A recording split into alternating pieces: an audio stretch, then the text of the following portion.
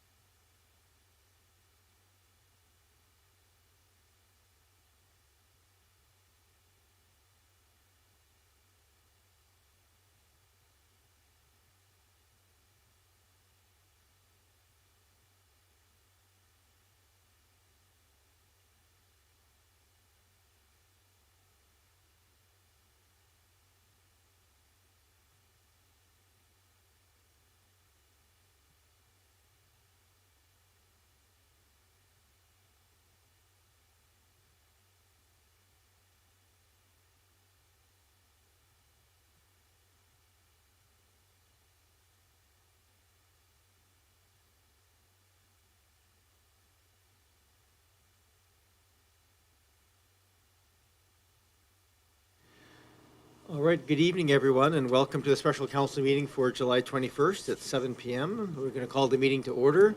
As we do, we like to just acknowledge that we are gathered on the traditional territories of the Coast and Strait Salish people, and specifically we recognize the Lekwungen people known today as the Songhees and Esquimalt nations, and the historic connections to these lands and adjoining waters continue to this day. First order of business for council is approval of the agenda. Moved, seconded, any discussion? Seeing none, all those in favor? Any opposed, none opposed. Mayor's remarks, I have very, very few. This is, for those interested, are usually a night reserved for Committee of the Whole, but as is pretty typical this time of year, we have a number of legislative obligations to get through before summer break in August. And so this is a special council meeting that allows us to deal with some, sit as a legislative body and deal with some matters. And in terms of events coming up, I would just like to express my appreciation. I have a little bit of time off with some visiting family this week, so I have councillors, I'm not sure if it's Green or Councillor Green is covering the my duties in introducing the Music in the Park this week, and Councillor Appleton is covering the BC under 13 and under AA baseball tournament that's happening at Carnarvon Park from July 23rd to 28th. There's a kickoff event, and thank you very much, Councillor, for stepping in on my behalf. And if you have a chance to see that, it's actually a pretty high-level ball here in town, so worth showing up at. And that's it. That's all I had to say. Councillor Watson warned us that she would be a minute or two late for this, so thank you and welcome, Councillor Watson. Our first order of business for council is under reports and memorandums 4.1, blasting regulations. We have Jacqueline East here with us this evening, who's been doing the work on this file for a while now. We've had a fair bit of consultation and so forth, and so I'm going to hand this over to staff to do a brief introduction. Mr. Bowl, so for those watching online or in person, Mr. Bowl is our Director of Community Building and Planning. Welcome. Thank you, Your Worship. Short introduction. Following up on a discussion last year when we reported on some initial consultation results and also a lot of input at the meeting in March of 2024. We followed up on Council's direction for additional consultation. We also made some changes before that consultation that are summarized in the report. And following the consultation, we made some further changes to proposed blasting regulations. And the proposed blasting regulations are an update to what is currently in the building bylaw, which is a very limited regime focused on checking for getting paperwork in for about insurance and simply a permit, almost as a formality. This proposed program is quite a bit more involved, asks for more information and does some due diligence on the extent of blasting, puts more context in regarding hours, and number of days for the blasting permit duration. And there's a fair amount of detail in the report, and both Ms. East and myself are available here to answer any questions or comments you might have. Great, thank you very much. And for those in the audience, it's a good practice. This item is not open for public input. And that's just because we had public input leading to this report. And as it goes forward, when these are finalized and come back, there'll be another opportunity for more public input. But the process is the same. We typically have questions of council, and then if there's public input, we take public input, then we come back to this table, and we usually have a motion on the floor, and we debate that and try and move it, advance business forward. Today, we don't have the public input, but we'll go through the same process if there's questions of staff, and then we'll perhaps get to some motions or a motion. Are there any questions from members of council to staff on this? Go ahead, Councillor Braithwaite. Thank you, Mayor, and thanks for the report. I did notice that on page 12 in the report, and on page 36 as part of attachment number 3, it basically says that the pre-blast survey undertaken by the blaster's adjuster is proprietary and not subject to distribution to other parties. If homeowners wish to undertake their own pre-blast inspections, they could engage their home inspector. But my question would be then to staff that this would actually be at the homeowner's own cost. And then if the answer to that, which I'm assuming is yes, I'm wondering how we kind of balance that as being fair to a homeowner who's being subjected to just being in the property that's close to them being blasted, and that cost is incurred by them. So I'm wondering if we've had any talk about that. Thank you. Sure. Should I pass this over to Ms. East? Is that or Mr. Bull? Hello, Councillor. Thank you very much for the question. The pre-blast survey is something that the insurance company may require of a blaster to undertake. So that leaves it open. Most of the insurers do require that the blasters undertake those pre-blast surveys, but in the event that they didn't, then the onus would fall back on the homeowner. Now, from the interview we did with the insurance industry representatives, their recommendation is that the primary help for a homeowner is their own insurance agent, insurance broker and company who would, in their experience, would go and help out with these surveys. And the alternative is that to pay for a home inspection. So that's how it kind of sits with how things would work in the insurance industry perspective, but then also if a homeowner also additionally wants to go to a home inspector specifically, that would be a cost probably to them. And I hope that answers your question. It does leave that gap. I concur. Thank you, Ms. East. Councillor Braithwaite. Yeah, thank you. I mean, it does leave a gap, and that doesn't sit really well with me in that I would hate to think that we're pushing a price or pushing a cost onto a homeowner who really had nothing to do with the blasting next door to them. And I'm wondering if in other municipalities, if there's any recourse for that cost to be recovered, if you know of any.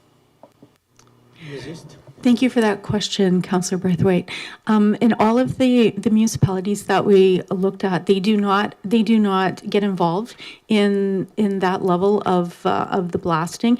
The only municipality in BC that does a little bit is West Vancouver, but the others do not. And I think there's also the difference that if there's two separate things going on here. One is the idea of a very formal pre-blast survey of a property. So that's the one that could have a cost. The idea that there is damage done that is suspected to be caused by the blasting, that is when one would reach out to their own insurance provider, who would, in fact, then take on the blaster's insurance company. So that's where the insurance company works to make it work. And when we interviewed the industry, they gave a couple of Oak Bay examples. One where it worked exactly the way that it should, where there was damage. It was proved to be caused by the blasting, and it was the homeowner's insurance that went and took it to the blaster's insurance and made that, brokered that resolution in the homeowner's favor. Another example, though, is blasting where there was kind of a previous situation on the homeowner's property, and it was incrementally, and the example given was cracks on a driveway. So maybe going in, there's some cracks on the driveway. After the blasting, there was additional or larger cracks on the driveway. That one, again, the homeowner's insurance agent did the same process, but they could not demonstrate that the cause was completely due to the blasting or fundamentally due to the blasting. So those are the scenarios that we got as examples. Thank you. Thank you. Councilor Braithwaite. Thank you, Mayor. That's unfortunate that it works that way. Would then also like to look at, I looked at the volume limit of blasting and rock breaking, and I believe it's on page 41 and 42 of the report, and it talks about the maximum on a lot size of 14.8 feet by 28 feet. There's a maximum of 600 meters squared or cubed of rock could be removed, and also on the other page as well, I think it talks about the same amount of, or 400 meters cubed on another lot. But when I look at the lot across the street from us, that's just right across the street from this parking lot, or across the street and one over, I believe that it talks about there was 720 meters cubed removed from that particular lot. And yes, it's a lot for two houses, and that was for each house, 720 meters cubed. So I'm wondering, this would then not allow something like what happened across the street to happen now, because they would only be able to take out 720 meters cubed for each lot, not the, or sorry, 600 meters cubed for each lot, not the 720 meters cubed for each lot, correct? I'm going to give it over to Mr. Bowen. Welcome back, Mr. Bowen. Yeah, thank you. Through you, the Mayor. Yes, that's correct. So there would be a limit. It would be, I haven't done the exact percentage, but an incremental amount less that would need to be planned for. Thanks. Okay, thank you, that's all for now. Okay, thank you. I have Councilor Patterson, Councilor Green, Councilor Smart. Yes, thank you, and through you, Mayor, to the staff. I take it from reading this report then that there are no protections for wildlife or considerations for them in the blasting process? Is that correct? Ms. East? Thank you for that question, Councillor Patterson. Yes, it's the province that has the very serious protections for wildlife and raptor nesting and all wildlife related. It's under the Wildlife Act, Section 34. So in nesting season, it requires some protection within a kilometer of, say, a raptor nest, that kind of thing. But it's all permitted and regulated by the province. So we have talked about it in the context of the blasting bylaw before, but we were simply repeating a provincial regulation there. So I think that's why we chose to keep it simple and clear here and make sure they're going to the provincial authority. Councilor Patterson? Yes, thank you, Mayor. Thank you for that information. I think that, because from the report, it kind of looked like there's no protection, and actually it does default to the province, so thank you for that clarification. I'm wondering, although the third-party independent blasting is, and it's not typically something that is done for single residents, but I am wondering if there are circumstances where in the district we would consider requiring a third-party independent blasting adjuster. I guess I'm thinking in terms of if it was near to perhaps an educational building or something like that. Ms. East or Mr. Bull? You guys can fight it out. Thank you, through you, Mayor. That's not in the proposed regulation because it is a heavily regulated industry, blasting. So we're relying on the federal government to oversee the safety or the blasting techniques, and WorkSafe BC to ensure the safety of the workers and the site. There is one thing that is a little bit related to this, perhaps, and that is in case of certain. I'll let you start and speak to that in a moment. But in certain situations, the building official can require a geotechnical report. And that's more in the case of steep slopes or unstable site conditions. And that could be an additional safeguard, but it's not so much to do with the blasting, but with the safety of the site. And Ms. East have something to add to in this context as well.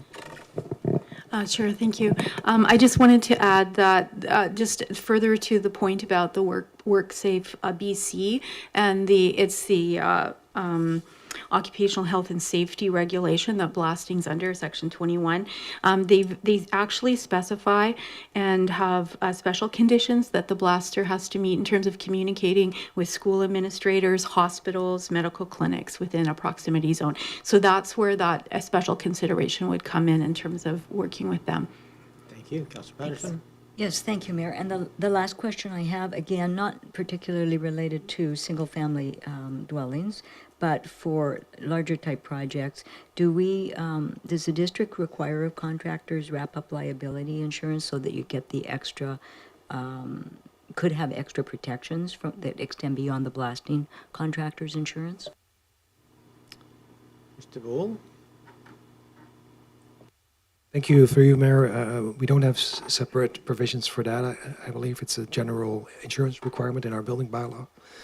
I haven't checked back. I can have a quick look, but I suspect it's one type of requirement fits all. And of course, with a bigger project, it's usually the contractors themselves or the people financing it that will expect and that there is bigger and better insurance for that reflects the scale of the project. Thanks. Thank you. Councillor Green and then Smart and then Watson. Thank you very much, and through you to staff, thanks very much for the report. Just a couple of questions. One of the things that is special about Oak Bay is its heritage community and older homes. And we have, I think, probably per capita more than any other municipality in the region at the moment. At least we have many. And they are particularly vulnerable to blasting. I'm just wondering if the Heritage Commission was consulted for the preparation of this report, and have they received a copy of this report for information? That's my first question. Thank you. Mr. Bull?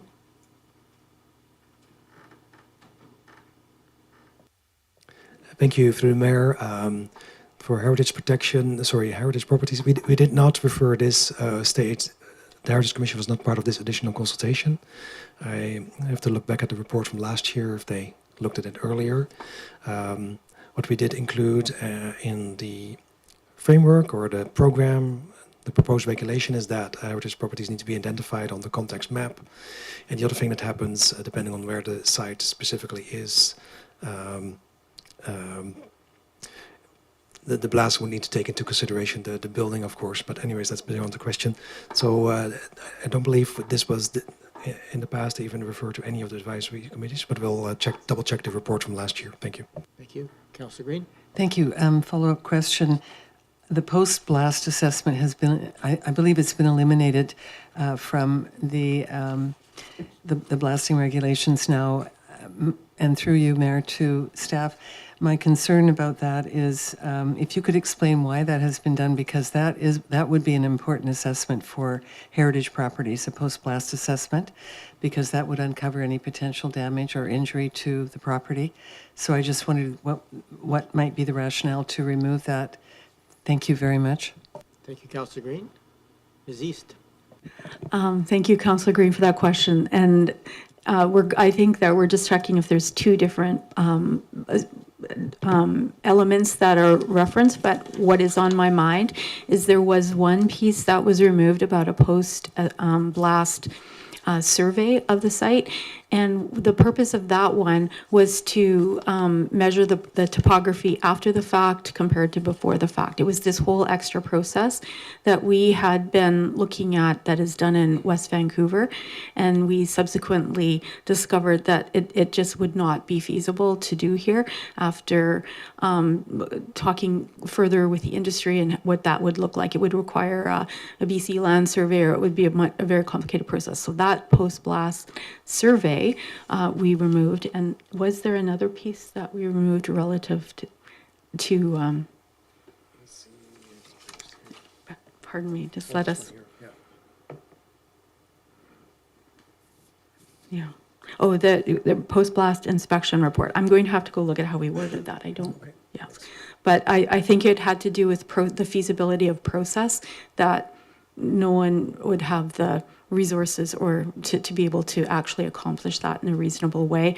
And when we talked to the insurance industry folks, they assured us that those pieces are covered in how they have to, the due diligence they have to do as insurance appraisers to determine any potential impacts from blasting. So it seemed that very complex process that doesn't potentially include post-blast inspections is something that is dealt with from an insurance industry perspective with the blasters. And we weren't quite doing it justice the way we were trying to sort of impose a local government role in that process. Councillor Green.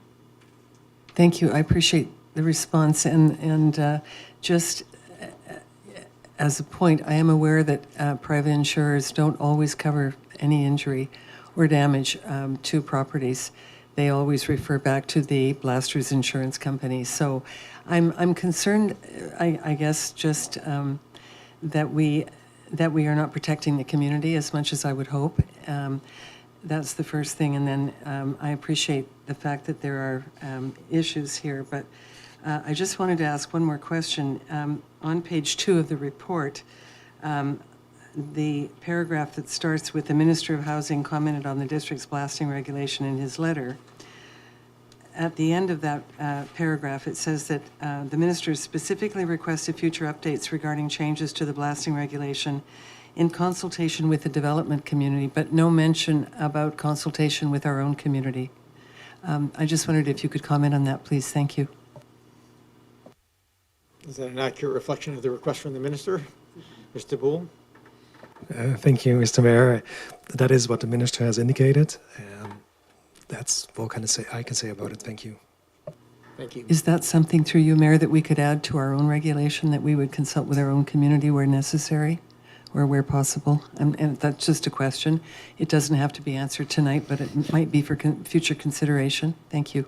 Outside the scope of, I think, the meeting tonight, but fair point. Move then to Councillor Smart, then Watson, then Appleton. Thank you. My first question through you, Mayor, to staff and the consultant is just with regards to how will staff and council potentially coordinate these volume limits with regards to the future potential of new construction of both multifamily residential and institutional buildings.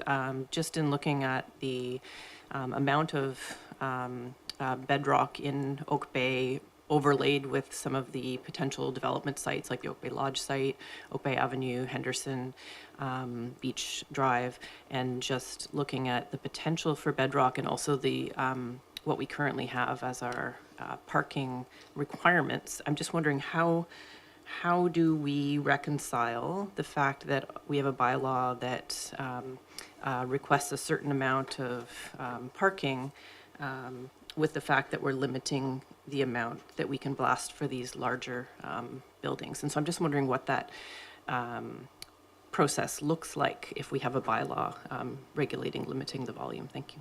Sure, thank you. Mr. Bull? Thank you, through you, Mayor. Even though blasting permits do apply in those situations for bigger projects, the volume limits do not apply. They are specific to the ground-oriented types of housing. So it's a detail in the whole. Lots of proposed regulation that we provided, but it does state for the volume limits, it's the R zones and the CD zones if the comprehensive development zone is for ground-oriented housing, because we recognize that it could be a very different type of project and with different vetting process as well, because for larger projects, we tend to see much more detail ahead of time, and there is much more review in those cases to fine-tune whatever they might need to do to decide. Thank you. Thank you. Councillor Smart? Thank you. That's really helpful. Maybe because I won't ask you on the spot, but if I could get the page number for that afterwards, that would be amazing. My next question is just with regards to the example given of Granite Avenue and looking at the problem being that we don't want to see so much blasting and so much rock removal. I'm just wondering, with that process, should we have had this regulation that limited the blasting, what would that moment have looked like from a staff point of view of that applicant then coming in and saying, we just discovered we have more rock that we didn't know we needed to have? Would that applicant then have to redesign? Would they come for a variance? Like what is this, what is the changed process for when a project during construction potentially figures out that they have more bedrock and is beyond the volume limits? Thank you. Mr. Bull or Ms. East, whoever wishes to take that. Mr. Bull? Yeah, thank you for your worship. Let me see. Earlier in the process, we would have gotten a blasting plan from the applicant indicating their anticipated volume to be removed. That should have been within the limits of that bylaw if it were in place. On that basis, they might have started, like you're suggesting, but midpoint might have realized that some of what they thought was maybe dirt was actually rock. And within the bylaw, that would be a change to the permit, blasting permit. Now, if the limit is reached, they probably need to look at other options. And so it would probably need to be a site-specific solution. Okay, so there's two options. Either the plans could be adjusted and maybe the additional rock removal is not required. But Ms. East is also pointing to something that we do have in the bylaw. In the fees and charges, there's also a fee for if there's, well, simply it says for rock removal beyond the maximum, but it's, so depending on the conditions, maybe there is a justification to approve that additional removal, but there's no criteria for that in the proposed regulation, though. So I think as staff, recognizing that blasting and rock removal is very invasive to the neighborhood, we would probably encourage the applicant to look at other options or to work around maybe this particular outcrop that they encountered. So it's that's how I would see that develop a very site-specific process to determine a solution. Thank you. Councillor Smart, anything else? Thank you for that. Just through you, Mayor, just to echo back, just to make sure I fully understood that. So it sounds like staff would do everything possible proactively and retroactively to minimize the blasting, but there is still a venue in which if it, despite all efforts, it's over, that it's not a project stopper where we have an abandoned site potentially, but there's a way of paying fees to continue with the project. Ms. East? Thank you for the question. Currently, that has been considered in at the end of this. It would be on page 56, so where it starts talking about some potential amendments to the fee bylaws. Councillor Smart? Okay, thank you. Through you, Mayor. So that what I'm hearing then is that if we do pass this today, as is, that is in the current proposal. Okay, thank you. Just for the record, I want to make sure we get that. So is the regulation as Yes. proposed, is there a mechanism for going beyond the total amount? I mean, there's a fee and charges that includes it, but is there a mechanism there for determining when and how that's assessed? Yeah, it's just a fee. If not, we can certainly flag it, because we're not passing bylaws or anything today. We're just passing this back to staff to do finalization. It'd be probably helpful to have clarification language if it's not clear. Mr. Bull? So through you, Mayor, there is no mechanism for that, so we would expect those volumes to be adhered to. And yes, there's a fee if it's over, but that's it's more meant as a, well, you have to make up for that mistake then, rather than a option to keep going. So I think in the scenario that was sketched out, the expectation would be that there would be another solution identified to deal with that particular instance. Thanks. Thank you. Councillor Smart. Thank you. My next question through you, Mayor, to staff and the consultant is just with regards to, we had some letter writers particularly point out, and I realize this is sort of adjacent to what we're talking about today, but because it's come up as an area of public concern, I just wanted to have staff clarify which different bylaws we have that touch on the dirt and dust to neighboring properties that as a result of blasting. If it's possible, just to get a understanding of what that process looks like for a neighbor. Thank you. Ms. East? Thank you for the question, Councillor Smart. Yes, the current building bylaw already does address it. It's currently in the bylaw that's public online, it's 2410. In your materials, it's a typo or something. The 24:9 is what it's referenced in the bylaw that you're looking at, which is showing up on page 51 of your package. And that condition in the current building bylaw is actually 2410. So it must be a typo or something. I apologize for that confusion. Thank you. Go ahead. Thank you. Through you, Mayor, my last question is just with regards to the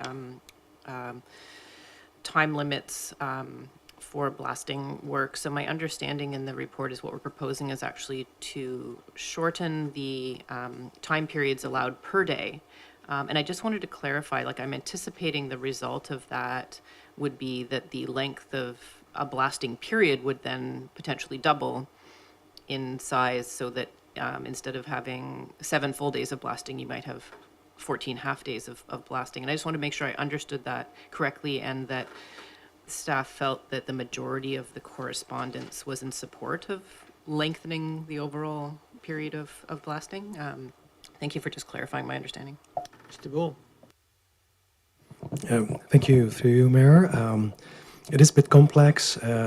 It's one of the attachments, I think number 5, has at the end the anti-noise bylaw.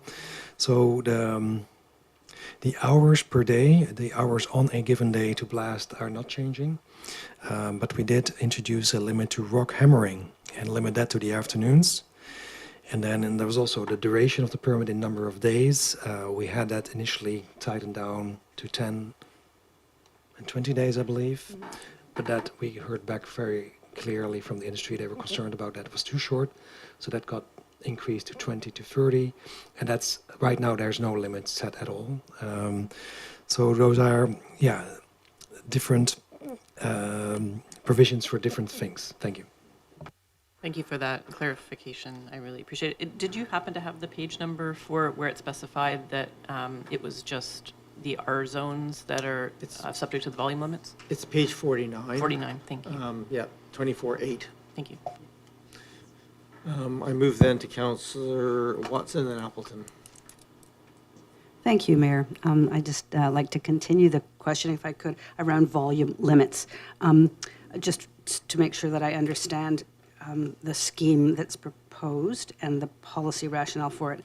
Can you just confirm or clarify? There's going to be you're proposing an as of right 10 meters squared breaking up of a large piece of rock for whatever purposes, plus another 400 square meters? Or is that the cumulative total? Is it 400 plus 10, or is it, so for a total of 410, or is Ms. it East? actually 400? Sure.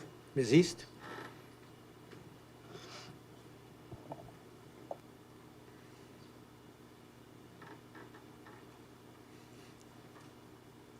Okay, so there's probably a couple of, thank you for that question, Councillor Watson. There's a couple of pieces, and Andre's just checking the 10 cubic meters, whether or not it's just, that's about a limit to rock hammering. Right, so the rock hammering is limited to 10 cubic meters. And the other piece on that same page 49, number 8 in the middle column, you'll see that underneath the total volume limits, there's a clarification for certainty that the totals are cumulative. So everything that we know about the rock that has been removed, has been or is being removed from the site, the totals reference the cumulative total, if that helps. Yes, Thank you. thank you. I also wanted to ask, back to the questioning around what the mechanism, well, if there would be a mechanism for allowing overages beyond just charging a penalty, I guess, or an additional fee if that happened, and whether it's possible to have a variance process for a bylaw of this nature. Mr. Bull?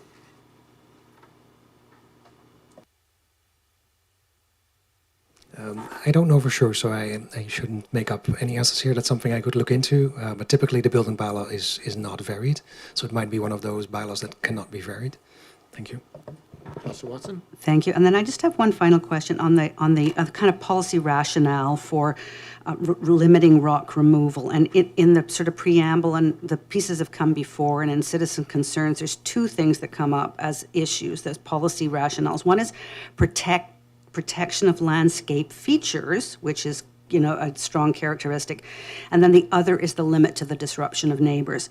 So I just wanted to, just a preamble comment, I can see that this bylaw, as proposed, these regulations would limit the disruption, but I'm not clear how they would actually protect the landscape features in the absence of some other control, because it's just giving somebody a carte blanche based on their requirements to remove the rock. It doesn't have to sculpt it in any way. It doesn't have to retain certain portions of it. So I just wondered if there was another way that you could, without being, it would be a regulation, but some way in this regulation to actually make some determination about what rock actually remains, or is that just a bridge too far in terms of what you've seen elsewhere? Sure, happy to hand it over to staff. I know it does limit the reasons for removal of rock, but Mr. Bull? Yeah, thank you. Through you, Mayor. It was something that we did ponder earlier in the process. We were thinking about setbacks, but sometimes setbacks are not practical because if the building has a certain size, you still need to have a little bit of extra space to work in that excavation down the road. I think there's probably two type of projects here for single family. It seems it seems we haven't included it, but on the other hand, for larger projects, like we were just talking about in a different context as well, we do have the form and character control there, and that's a way to look at that, but more from, it's not really about the blasting anymore at that point, but it's about how does the proposal look and feel, how does it sit on the site that is proposed for, and that would allow us to consider that as well. But yeah, I'm not aware if Ms. East has examples elsewhere where that kind of the protecting of landscape features was central to the blasting regulation. Yeah. She shakes her head, so I guess not. So thanks. Forming character. Okay. Yeah, I appreciate that response and that there was consideration of it. I guess, I think about Bear Mountain, which could actually be spelled B-A-R-E. So for larger projects, I'm glad that that's sort of in mind, because I think that these things are, I'm commenting now, which I shouldn't do. I'll stop. Well, thank you, Councillor Appleton. Thank you, Your Worship, and through you to staff. I'm just sort of picking up on this volume thing again, and I'm just sort of curious how do we determine what is reasonable for a volume to be removed off of a sort of fairly typical R5 or R4 type of lot? Like, we're sort of setting a number that sounds reasonable and is based on some degree of parameters. So I'm just kind of curious what those are and how do we sort of like get, I guess, scientific or prescriptive about that when it's kind of difficult to understand what subsurface conditions will look like on any given lot. Ms. East. Thank you for that question, Councillor Appleton. There were really three pieces of information that went into where did we come up with these numbers. Where we first found those numbers they're the numbers being used in West Vancouver in their blasting bylaws. So that's where we originally found the numbers. What we did then is we went and tested those volumes with the industry in the context, and this is with the development and the blasting, more the development industry is more interested in this one. And when we had our consultation with them to determine if they were reasonable, if they seemed reasonable. They believed in roughly that it seemed reasonable, but they definitely encouraged us to try to do just a three-dimensional sketch and figure out what does that really look like in Oak Bay for our standard lots. And that's where the department on page 48 and 49 of your package did some three-dimensional modeling to say, well, is that a reasonable basement for a particular size of lot with the two different sizes of lot referenced? And it did seem reasonable. So kind of that test matched the industry's response that it seemed reasonable, which of course circles back to where we got the numbers in the first place, which was West Vancouver. And further, there's a bit of a sense there of could a swimming pool be built as another example on page 47 of the package. And hopefully that answers your question, Councillor Appleton. Go ahead, Councillor Appleton. Yeah, that's great. Thanks very much for that. It's there is some unpredictability to what's underneath the ground in Oak Bay, so the degree to which you can entirely project this when you start your project is a little difficult, for sure. And I really appreciate the clarification from Mr. Bull with respect to the volume limitations applying to basically the R zones and the CD zones, ground-oriented development. In this context, what is the definition of ground-oriented development? So just in terms of what types of things specifically are we talking about here? Because ground-oriented development, I mean, would for a residential lot would include a basement, but it probably would not include subsurface parking or things of that nature, I'm thinking. Mr. Bull? Yeah, through you, Your Worship. Yeah, definitely the infill housing program came to mind when we added those words in. We have a few CD zones now recently where we made custom regulations for an infill housing project. We want to make sure that we cover those with the R zones, but and that could be for up to 4 townhouses, for example. That would probably be the most multi-family like form, but if it goes beyond that, then you're likely looking at a much bigger project, and then it falls in this other category where we look at it through a multi-unit development lens. Thank you. Please continue. Well, thank you, Your Worship. So just to pick that up on that, just for clarity, ground-oriented development. Like, so what do we anticipate as ground-oriented development in this case? Is this something that sort of fits within the envelope of the R2 through R5 zoning in terms of lot coverage, scale, height, those types of things? Like, are we talking about what fits within that existing building parameters? Is that what ground-oriented development in this context means? Mr. Bull? Through you, Mr. Mayor, yeah, that would be correct. So a kind of an in-between scenario would be a slightly larger townhouse project that is bigger than infill, but it still is ground-oriented. We haven't seen many of those, but in contrast, though, if you think about the Bauco Collection Building or the Quest, those are clearly not ground-oriented anymore and much larger buildings that do need underground parking typically, and then it's different. Then it falls into the other category. Thank you. Councillor, thank you. I'm going to go to my own questions, and I've got a second time speakers for questions.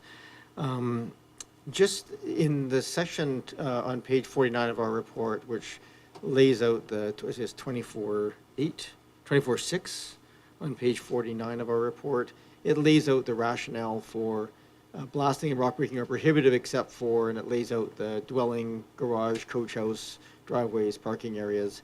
It doesn't say in that pools, but there are examples here of pools. So are pools considered to be, I'm just wondering if that language should be included in that lack of prohibition. Is it the next one down?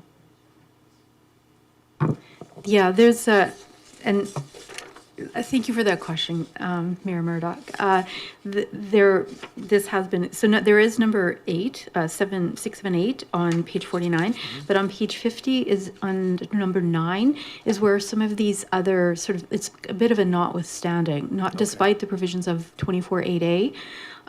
It provides the reasons that there may be rock removal for they're somewhat aesthetic reasons related to the swimming pool or accessory buildings, some minor terrain alteration for landscaping. So it's applying a bit of a design improvement as the excuse for the blasting in number 9. Okay, so Okay. underground pools would be captured in that. That's portion right. of it. Okay. Yeah. Thank you for that clarification. Yeah, and I guess the other question is, I mean, the scale of some of the blasting is getting larger, which I think is what triggered this whole piece. So do we have any sense of what impact like these numbers have? I mean, 400 square meters of rock is over 1,000 tons being dragged across the streets. Is there any sort of sense of cost impacts to the community of managing the impact of that kind of weight and transportation on our streets as part of the fee structure or anything else? Or is that essentially just captured as part of doing business in construction these days? Mr. Bull? Yeah, thank you, Mr. Mayor. Yeah, we haven't looked into that, or it's also hard to try to come up with the impact of that. So Okay. that is would be part of the whole construction process. Thank you. Thank you. And is there in here, I didn't see it, but it's a long list, so I may have missed it. Is there a limit to the depth of blasting that's allowed, or is it just the, and we have a maximum, exclusion depth, but is there any limit to the depth of blasting within the bylaw? Thank you, Mr. Mayor. There's no limit to that, no. Okay. And the last, I think, I guess the other question I had was just tying back to a couple of the questions. It talks about this being a cumulative total tracked over time. Is that, I'm just curious about who reports how much rock was removed in the course of a project? And then do we have a mechanism for tracking that over decades, for example, if this comes back in 20 or 30 years, that people can go back and look at that on the property records? Mr. Bull? Yeah, thank you, Mr. Mayor. We wouldn't actively track it. We probably have that information in each of the permits, so it could be extracted at some point, unless we want to actively track it every year. But yeah, it would, like many other features of projects, simply live in individual permits. Thank you. As long as it's in the record, I guess then it's findable. And the last question I have is just the setback. There was a recommendation here not to include any requirement for setback, with the argument, and I think it said that a meter of space is often required to get access to the pieces, but that would still leave a couple of feet of setback. And I'm just wondering if that's one of the biggest issues for neighbors, is that sort of the wall in the lot beside them, and just wondering if there's any consideration of allowing for a little bit of a requirement for setback. I mean, a house can be moved slightly a foot or two if necessary to accommodate that if it was required, but maybe just some rationale for not including setback requirements as part of this. Mr. Bull? Yeah, thank you, Mayor. We were concerned that we couldn't come up with the right setback for that. And on the other hand, what also happens in particularly the case of the R zones, the single-family style development, ground-oriented housing, I guess, is that we do have setbacks already for the building footprints, and so we also are counting on the applicants to, in combination with the volume limits that we do have now, or would have if this is approved, there's not really a benefit in expanding to the property lines that much, because it's all going to add into the limits that we have for the basement, for example. Thank you. And just, I guess, my last question, and in the sort of doing the test case scenario work for this, there aren't a lot of lots that are solid bedrock front to back. And so I think the ones across the street on Granite are probably the exception more than the rule. Do we have any sense of how many developments that have come forward would have triggered or bumped up against this limit over the last number of years? It doesn't seem like it'd be a common piece. No, you don't. Okay. Thank you, Mayor. In our reports, we have reported on 10 to 20 blasting permits per year, but we haven't looked at the scope and extent, and trying to go back in my mind of where we got significant neighborhood concerns. And but I can't quite, on the top of my head, remember if that was because it was extensive or it was just because of the duration. Thank you. Thank you. Thank you very much. Nobody measured the volume, I'm sure, from the neighbor's perspective. I think I'll leave my questions there for now. Thank you very much for your assistance. Go ahead, Councillor Braithwaite. Thanks very much, Mayor. And I'm still kind of stuck on the whole volume thing and the unpredictability of that. And I think what I heard you say earlier is that the volume can't be varied, but it could be, they could have an increased payment if a developer needed to remove more rock. And so my question is, do we have a process in place to ensure that the volume proposed to be removed is in fact feasible? And so do we check to make sure that, that the developer is not just saying, I'm going to remove 400 meters cubed of rock on this development, and then, 3 weeks in comes back and goes, oh gosh, I made a mistake. I need to remove another 300 meters cubed of rock.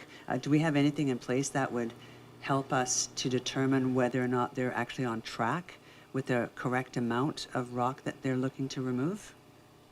Mr. Bull? Yeah, thank you. Through you, Mayor. Because of that blasting plan, we would be able to at least review what they are presenting to us at that point in time. But it's possible that somebody anticipated to hit dirt here and rocks there, and then it was all rock for some reason. It depends a bit on the situation, but at least compared to now, we don't check anything. In this case, there would be some check and anticipation that the applicant would identify what they're going to do. And it would also be in their interest to base that information on facts, on some soil investigation. Because yeah, if it goes way over, then the bylaw does limit it, so that would create a pretty significant problem for them down the road. Thank you.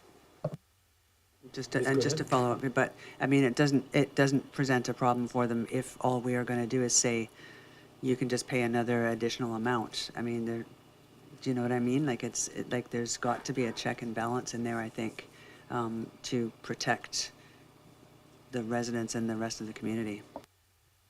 Is there any, I'll maybe translate a little bit of a question. Is there any fine process in here if people exceed the amount or anything else? Is that built into the regulations?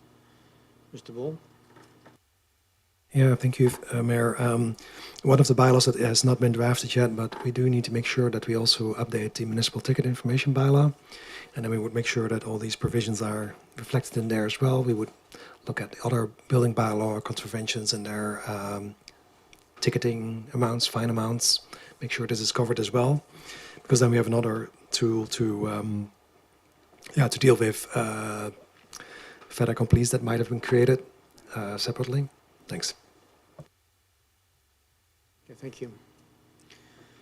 Let's see other questions. So I'm going to come back to this table. We have a recommendation here of the report. Thank you very much to Ms. East and Mr. Bull to answer all those questions. I'm happy to take direction from council by way of motion. We can start with a motion to receive the report. It's always in order. Moved and seconded. Don't usually debate that. All those in favor?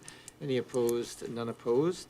The recommendation in here is that basically that passes back to staff for bylaw amendments and regulations as outlined here, and I think then any other changes we would like to see or any other process Go ahead, Councillor Braithwaite. And so just to clarify, once we do that, and when we pass it back to staff, when it comes back to us for discussion again, then there's an opportunity for the public to have input at that time, is that correct? Sure, I might just give the clarification on that. That's my understanding. When things come back for bylaw first and second reading, we have public input. I'm getting nods around the table. Ms. Anderson, yes, that's correct? Yes, that is correct. Okay. I need some help from somebody to move a motion. I would move the staff recommendation, Your Worship. Okay, moved. Is there a second? Moved and seconded. Thank you.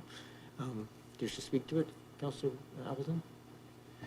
No, thank you, Your Worship. I think that there's been I really appreciate the depth of the discussion here and sort of we're adding quite a lot of detail to the bylaw and responding, I think, really directly to some of the comments that the public have made to us to have a more rigorous process. So I'm really pleased that we've come this far with sort of casting our eye to it and really being deliberate about developing the bylaw. I think it's important to also link this into the future, into how we're going to design new multi-unit zones and and respond to our OCP amendments and what that, how blasting and excavation for those types of projects is going to look like. And so staff have already indicated they're looking ahead to those types of things. I think that's really, really important. And I do appreciate in specific, and I know that staff will follow up on this, but I do appreciate in specific Councillor Braithwaite's comments just with respect to how, I think that there is a very, real and present possibility that if the language isn't designed properly, that people will be more than happy to pay a modest fine in order to continue to dig and accomplish what they want. This is fairly, we see this repeatedly too often in municipal bylaw regimes. So I appreciate that comment, and I hope that the language of the bylaws will be able to respond to that in sort of a constructive way, practical way, such that people say, well, if I'm going to pay an extra $1,000 for each additional 10 cubic meters that I dig out of the ground, I'm happy to pay 40 grand to get what I want. So I think it's really important for us to be deliberate about thinking about that, and I appreciate that comment. So thank you, Worship. Thank you, Councillor Green. Thank you very much. Motion? Thank you for all the comments around the table.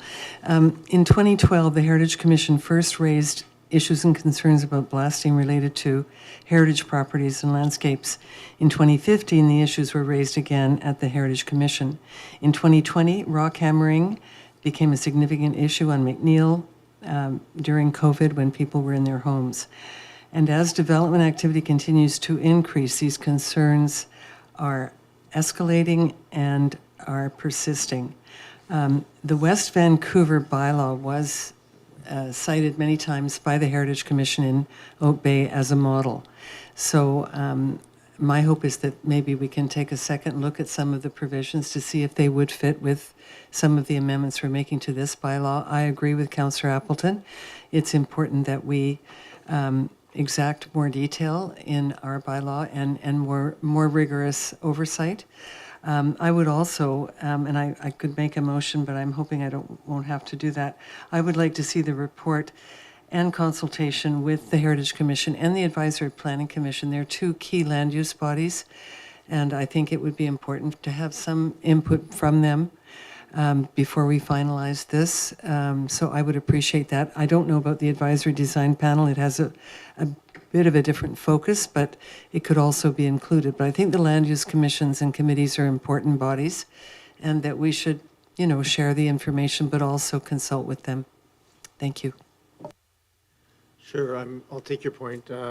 Procedurally, motions to to include referral of the draft bylaws to that body is in order either now as part of this recommendation, drafting it. So that would happen prior to it coming back to this table, or it can be done as a motion arising following the consideration of the merits of the language here. I'd probably prefer the latter, just because it allows us to debate the merits of what's in here. And if there's any amendments, then we can get to any additional referral pieces at the end.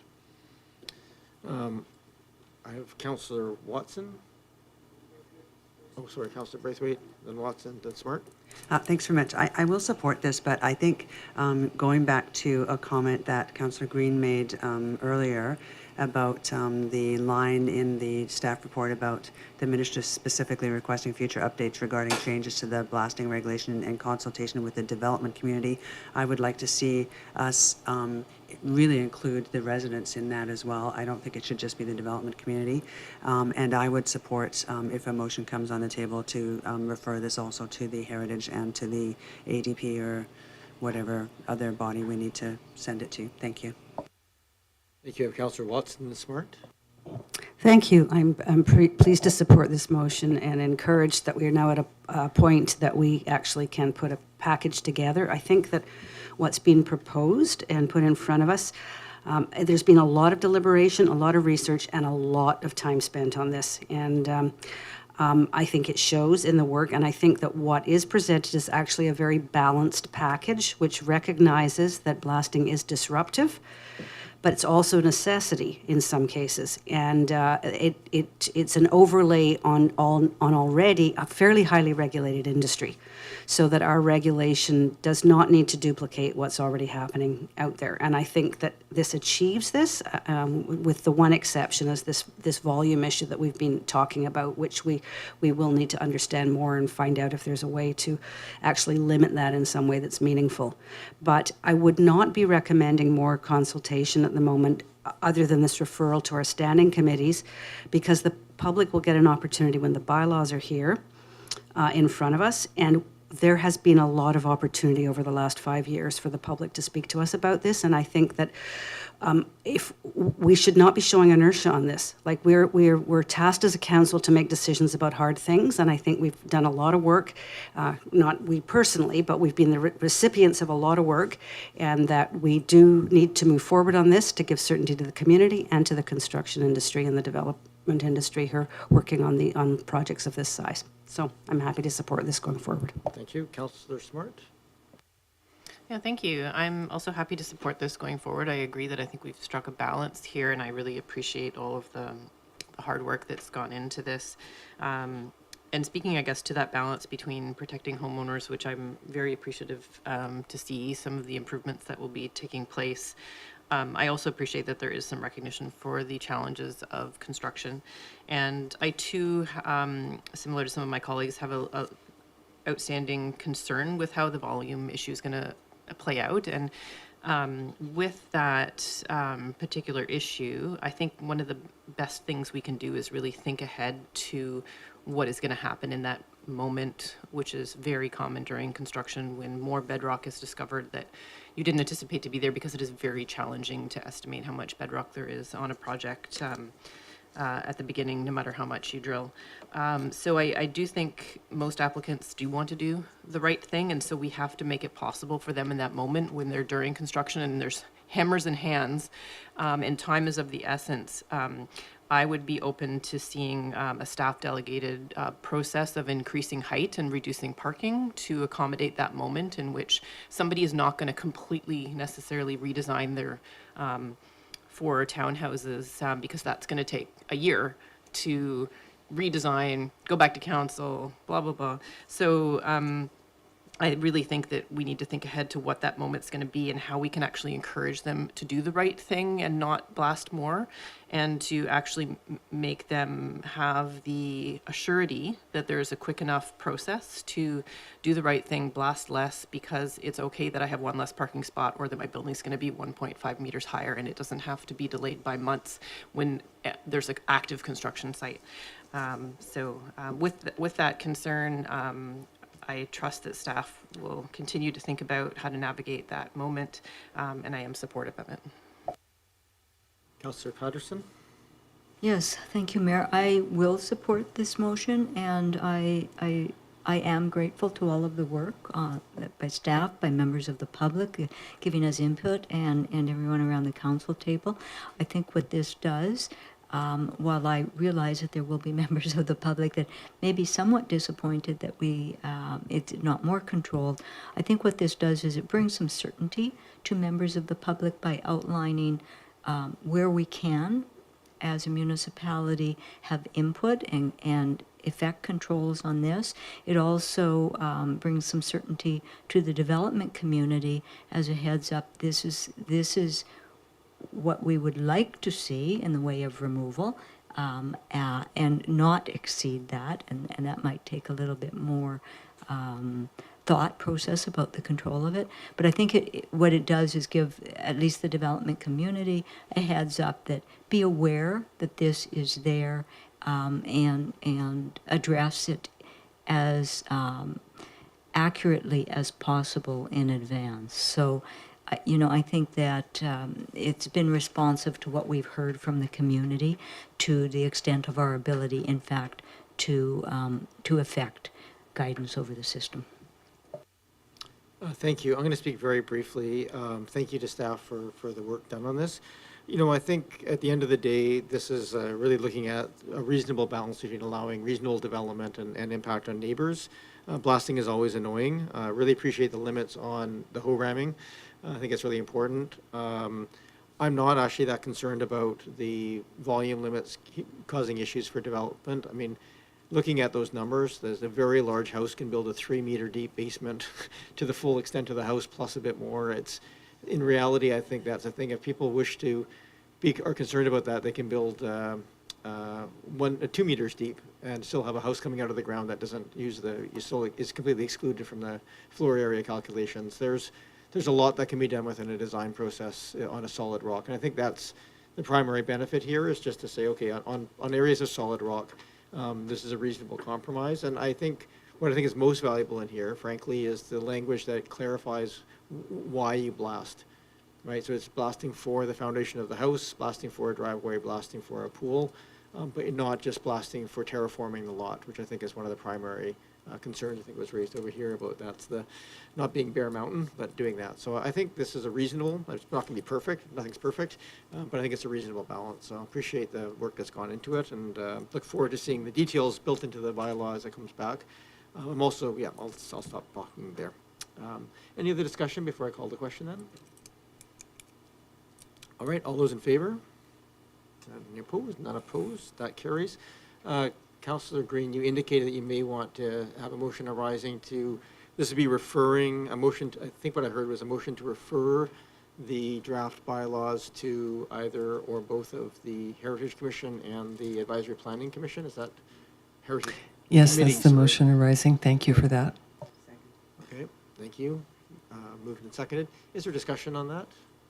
Just so I'm absolutely clear, that motion would then, work will be done on the bylaws. The completed bylaws will come back prior to coming to council and the public input. It'll have, we'll get feedback from those two bodies, and that'll accompany the report back to council if this passes. Is that the understanding of staff as well? Yeah, okay. Thank you very much. So that's the motion on the floor. Is there any discussion on that? Okay, all those in favor? Any opposed? Not opposed? That carries. I believe that concludes, unless there's any other motions arising. All right, thank you very much. Thank you, Ms. East, for all your work. I know there's still work ahead, but appreciate you doing that. I'll give a chance for Ms. East to depart if she wishes. We move next to the proposed license of occupation for St. Christopher's Montessori at Windsor Park Pavilion. We have Thomas Soulier here, who's our Director of Park Recreation and Culture. Welcome. Thank you, Mayor and Council. I don't have a formal presentation, but I thought perhaps a brief overview of the report might be useful. So the proposal is for a license of occupation for use of a room within Windsor Pavilion. This is actually an opportunity that was born out of a bit of an experiment over the past year, where staff in the Parks, Rec and Culture team worked with the Montessori school to essentially rent out this room on a temporary basis on a bit of a trial. As you know, the St. Christopher's Montessori School has been in Oak Bay for nearly 50 years, is very close to the Windsor Park location. So the space in the pavilion acted as an annex, essentially, to the school, providing an opportunity for the school to expand its service to the community. So what the proposal is in the report is essentially to look at a multi-year term. So we're proposing a 5-year term. This is quite a unique arrangement where Municipal staff also have access to the facility outside of school hours. So on the summer break period, the winter holiday break and spring break, our staff can go in and run day camp services and other programs. So very much a sort of win-win opportunity as we see it for this particular space. So that, in a nutshell, is the proposal, and happy to answer any questions you might have. Thank you. Thank you very much. Are there any questions? Yeah, go ahead, Councillor Watson. Yes, thank you very much, Mayor, and to Mr. Soulier. I just have a question about, it's kind of tangential, but it's related to the schools, requirements that apply to the school for running their programs. And in a 5-year arrangement, what would happen if there were changes that were imposed on preschools more generally that made this difficult or no longer workable? If you could just talk to that. Mr. Soulier. Sure, through the mayor. So the license agreement is structured to be flexible to a certain extent. I think depending on the nature of any new requirements, it may trigger a review or revisions to the license. But yeah, hard to say just sort of what the extent of those potential changes might be. But happy to work with this partner and bring forward anything that might be significant in that regard. Thank you. And I was just speculating about that. I'm not saying that there would be any, but if there were, you know, who would be on the hook for it? But you'd figure something out. Thank you. Councillor Appleton and Councillor Smart. Thank you, Your Worship. I'm going to ask what is probably a dumb question, but I'm going to ask it anyway because after several times reviewing this report, I may have completely missed it. But it refers to a multi-year term, but it doesn't exactly specify the exact length of that term. So unless I'm completely missing it, Mr. Soulier. do we have an idea for what the actual term would be? Through the mayor, the proposed term is 5 years. We did have it in here. I think you've answered the question. That's sufficient. That's- So. yeah. Okay. Go ahead, Councillor Appleton. Thank you, Your Worship. That's fine. Then move to Councillor Smart. Thank you. Through you, Mayor, to Mr. Soulier, I'm just wondering how many new preschool spaces will be made available through this, or is this simply sort of an expansion of space for the preschool? Mr. Soulier. Through the mayor, my understanding is that the school operates with 8 children in the morning and 8 in the afternoon. So it allows the Montessori school to expand its service. Go ahead. Thank you. That's exciting news. And I just wondered, so with the fees that are shown in the report, what is the sort of conceptual difference between the fees that we would have collected if we were renting it by our current fee schedule? Is it equivalent? Is it less because it's more guaranteed? Thank you. Mr. Soulier. Through the mayor, this was actually a bit of a challenging exercise because of the nature of the arrangement. As noted in the report, there was previously an operation in that space, a similar operation. It was operated as a standalone and didn't fare well. It actually really struggled. So to find a partner that is in close proximity that can leverage this is seen as a real benefit. When we did a scan of sort of market comparisons, again, somewhat challenging. We looked at commercial rates for the area. It is within that range, but I would say perhaps a little low. But again, the benefit to the organization in having a tenant in there and getting that steady revenue stream and being able to leverage the opportunity for our own programs throughout the year really seems like a good partnership. Anything else? Thank you. Yeah, I just had one more question, just with regards to current renters who may be using that space right now. Am I correct to anticipate that there's existing capacity in the other spaces in that building that this won't be creating, in a sense, what I imagine to be a 24/7 rental, where now there's yoga classes and fitness classes and other like art activities that have been going on that won't have another space in that building? Thank you. Through the mayor, that would certainly be a good problem to have if we were at that full. But we are not in that situation. No other programs will be displaced through this or unable to operate. And we certainly are always looking to maximize those other spaces on the second floor of the Windsor Pavilion as well. Go ahead, Councillor Green. You. Just a question through you, Mayor, to our director. Thank you very much for the report. And I think this is a great idea because I know that childcare is a big issue in this community in terms of availability. If there is a conflict at any point over space use, would it be your department that would mediate that conflict or find a resolution? Thank you. Mr. Soulier? Through the mayor, yes, requests for space in recreation facilities do come through the Parks, Rec, and Culture Department. Thanks very much. Thank you. I don't see any other questions, so procedure here is the same for all of the items on the agenda. We have questions from council, and I seek any input from members of the public on this particular item. So this is specific to the proposed license of occupation for St. Christopher's Montessori School at the Windsor Pavilion. And I'll look online if anybody wishes to raise their hand. Anybody in the room wishes to speak to council about this matter? Not expecting huge lineups on this, but you never know. All right, back to this table then. Move receipt. We have a mover and a seconder for receipt of the report. All those in favor? Any opposed? None opposed? And I'd like to move option number 1, please. Okay, move option number 1, second. That is the notice of disposition, and if there's no negative responses to advance. So we're all clear? Okay. Any other discussion? I just want to as a person who had his kids go through St. Christopher's many years ago now, 1913, it started as a school. So it's actually been over 100 years, although it's only been a Montessori school for slightly less than 50 years. So it's been around a long time. They would have had a dance school in there for a while, so I'm not sure if that really counts. All right, motion on the floor. There was any other discussion. All those in favor? Any opposed? None opposed?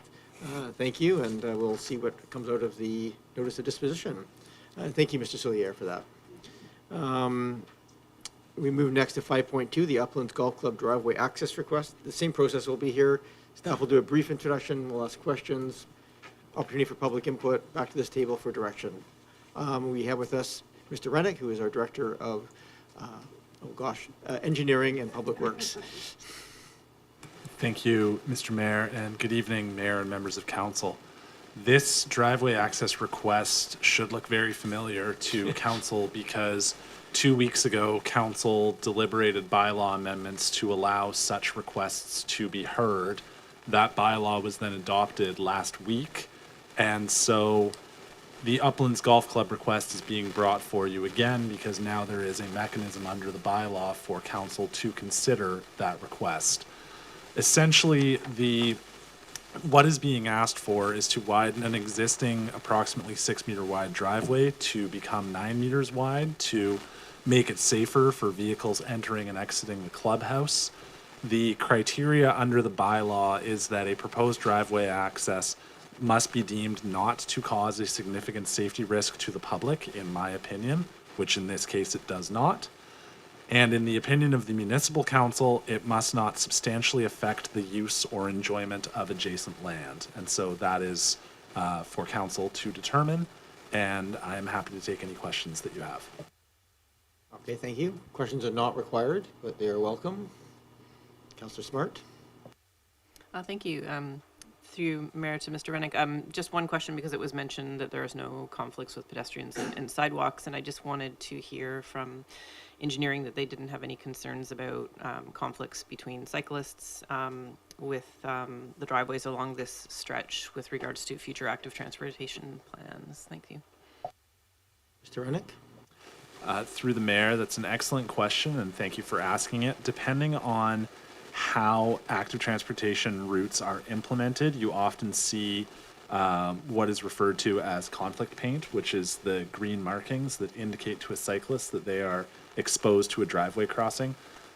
Having a wider driveway than what's currently there would not pose a challenge. It just potentially would mean more conflict paint. Thank you. Don't see other hands up for questions. So again, same process. If there's any members of the public, you can come forward.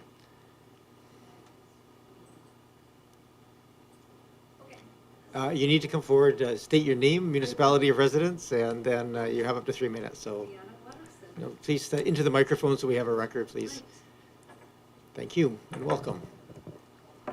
Are there any Smarties in here today? Oh, they've all been gone. Taken. Deanna Watterson, 494 Beach Drive. So my question is, Just direct your questions through to me, please, Oh, not to okay. staff. So, you know, I go up, Can you move the microphone? Yeah, thank you. I drive to UVic. I work out at UVic, actually, as a professor in medicine, in teaching. But I drive out there with my dog to access Mystic Vale. We had this conversation, I think, a couple of weeks ago. And I do not know why the Uplands Golf Club needs a wider driveway. Okay. Thank you for that comment. We can ask questions of that of staff, but anything else you'd like to share with council? With regard to Windsor Park and the pavilion. No, that's not, we're not, it's just on this item right now. Okay. Yep, thank you. So I'm not getting a good argument, like from a public Thank you. So standpoint. if council wishes to get more clarification, I appreciate your flagging it. Mm-hmm. There's information in the report, so if council wishes to have more information for the justification, we can ask staff. Thank you. Excellent. Thank you. Thank you. Any other members of the public wish to speak to council on item 5.2, the Uplands Golf Club driveway access? I'm looking online and not seeing names, just confirming. Okay, I don't see any other hands speaking to this item, so back to this table. Thank you, Mr. Rennick. Perhaps get a Move motion to receipt. receive. Thank you. Moved and seconded. All those in favor of receipt? Any opposed? Not opposed? And move the staff recommendation. Moved and seconded. Any discussion? I'm not seeing any. And thank you to the members of the public for asking the question. I'll just say, I think we did have a request from the golf course that laid out their case, so it's really up to council whether they think there's validation of that or not. I think, I can speak for myself, I think there was a justification for it to ensure that the ingress and egress was made a little safer, but certainly up to the body of council whether they feel the same way. So looking around the table, not seeing any other hands to debate. All those in favor? Any opposed? None opposed. That carries. We move then to item 5.3. 5.3 is the addition of youth bus passes to the LIFE program. Mr. Rennick, you're back in the hot seat if you want to give a brief introduction. Yes, thank you very much, Mr. Mayor. This was in response to a motion that was passed by council on May the 27th, 2024. I'm sorry, that was, that was 2024. There was another resolution, June 23rd, 2025, asking staff to return to council as soon as possible with options. Staff was working diligently in the background to try to find the most effective route for council's consideration. We have been successful in reaching out to the Community Social Planning Council of Greater Victoria, gotten some more details on how the district could participate in their low-income transit assistance program, and have provided some potential costing information for council. At the time that I wrote this report, we did not yet have a response on how many families with youth in the LIFE program would be interested in the free passes. Recreation staff did send out a survey. Unfortunately, we only received 4 responses. 3 of those 4 responses did indicate that they would be interested, but it's fairly small as a sample overall. And I'm happy to take any questions that council may have. Okay, thank you. Same process here. We'll go to questions, members of the public, and then back to this table for some direction. I have questions. Go ahead, Councillor Braithwaite to start with, and then Watson. Thanks very much. And a couple of questions. In the report, the report talks about, in the very first paragraph, youth aged 13 to 17, but in the actual resolution it said youth 13 to 18. So I'm just looking for a clarification on the age to start off with. Mr. Rennick? Through the mayor, my understanding is that once someone is 18 years old, they must pay a adult fare. And so this costing was based on concession fares, which is for 13 to 17. Thank you, that makes sense. And then I'm wondering if we know where BC Transit is on expanding their program to youth in this age category. And I also think that there's something called Transit for Teens and the Centre for Family Equity, who are looking to expand free transit for youth across BC, and I'm wondering if we have any information on that. Mr. Rennick, I'm not sure if that was part of the work undertaken. Through the mayor, that is outside of the scope of the research that was undertaken to prepare this report. Thank you. Go ahead, Councillor Braithwaite. Okay, so then I'm assuming that then the provincial, because I think there's also provincial funding through the Building Safer Communities, and so I'm assuming that that's outside of the scope of this report as well. Mr. Rennick? Through the mayor, yes, that is correct. However, I would just point out that this is a fairly, it's an easy enough program to wind down, should that be the will of council, should there be alternative measures in place. Thank you. I have Councillor Watson next.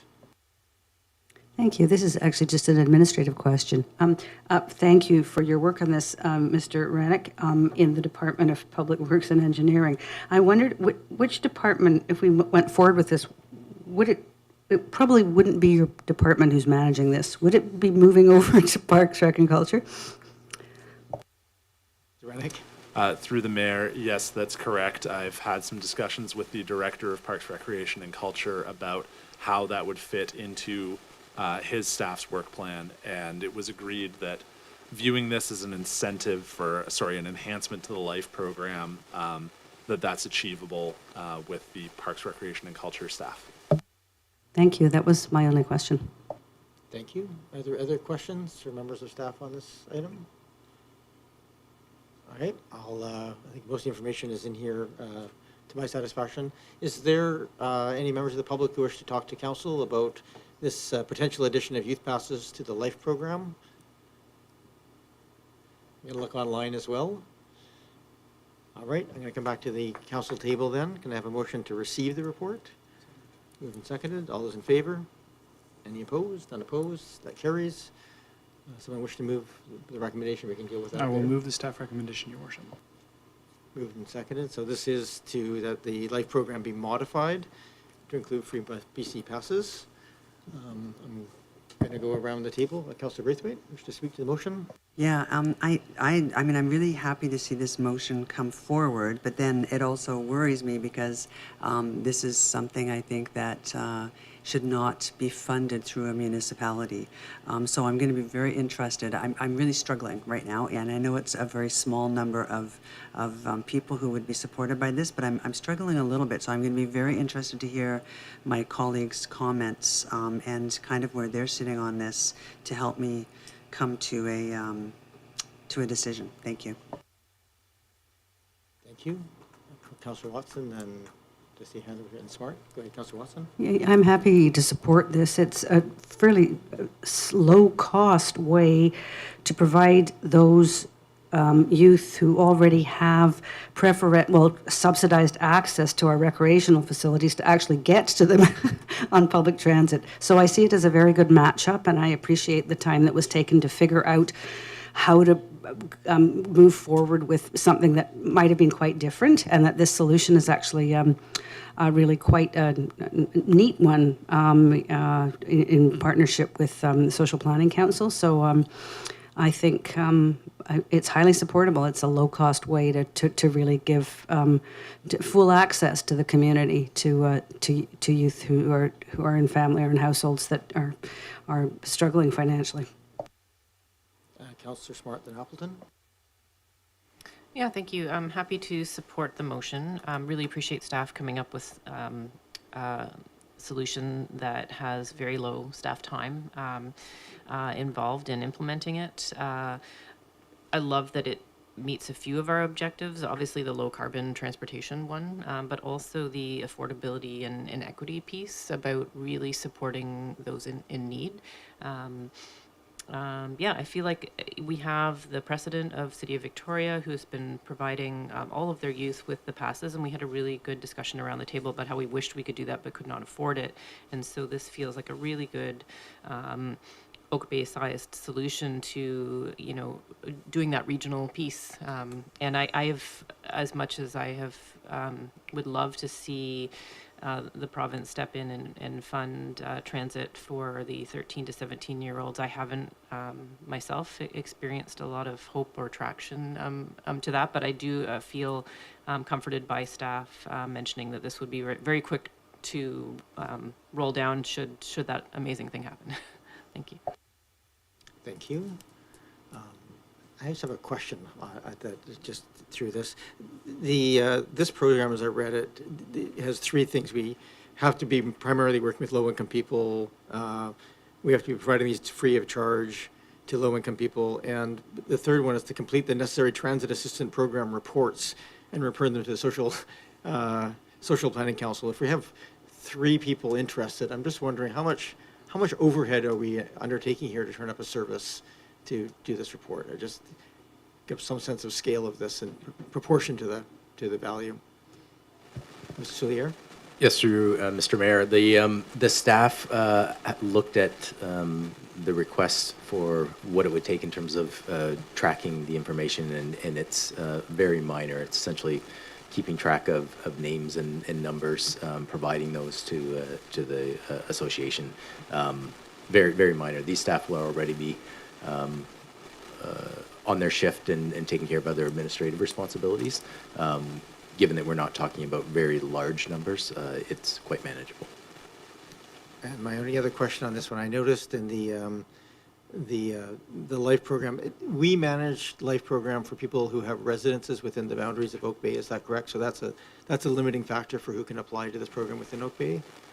That's correct, yes. So individuals can have passes from other jurisdictions, but the ones that we administer are for residents of Oak Bay. Okay, thank you. I'll then speak to the motion. I was hesitant on this one because it just seems like we're adding a service that has time and complexity. But I think if we're testing it for a year or two, if there's more than, if staff are able to kind of turn it up and try it and see if there's uptake. If we're continuing with 3 people, I think we might refer those 3 people. There's at least 70 other agencies out there that are able to provide free transit passes to various people that they qualify for.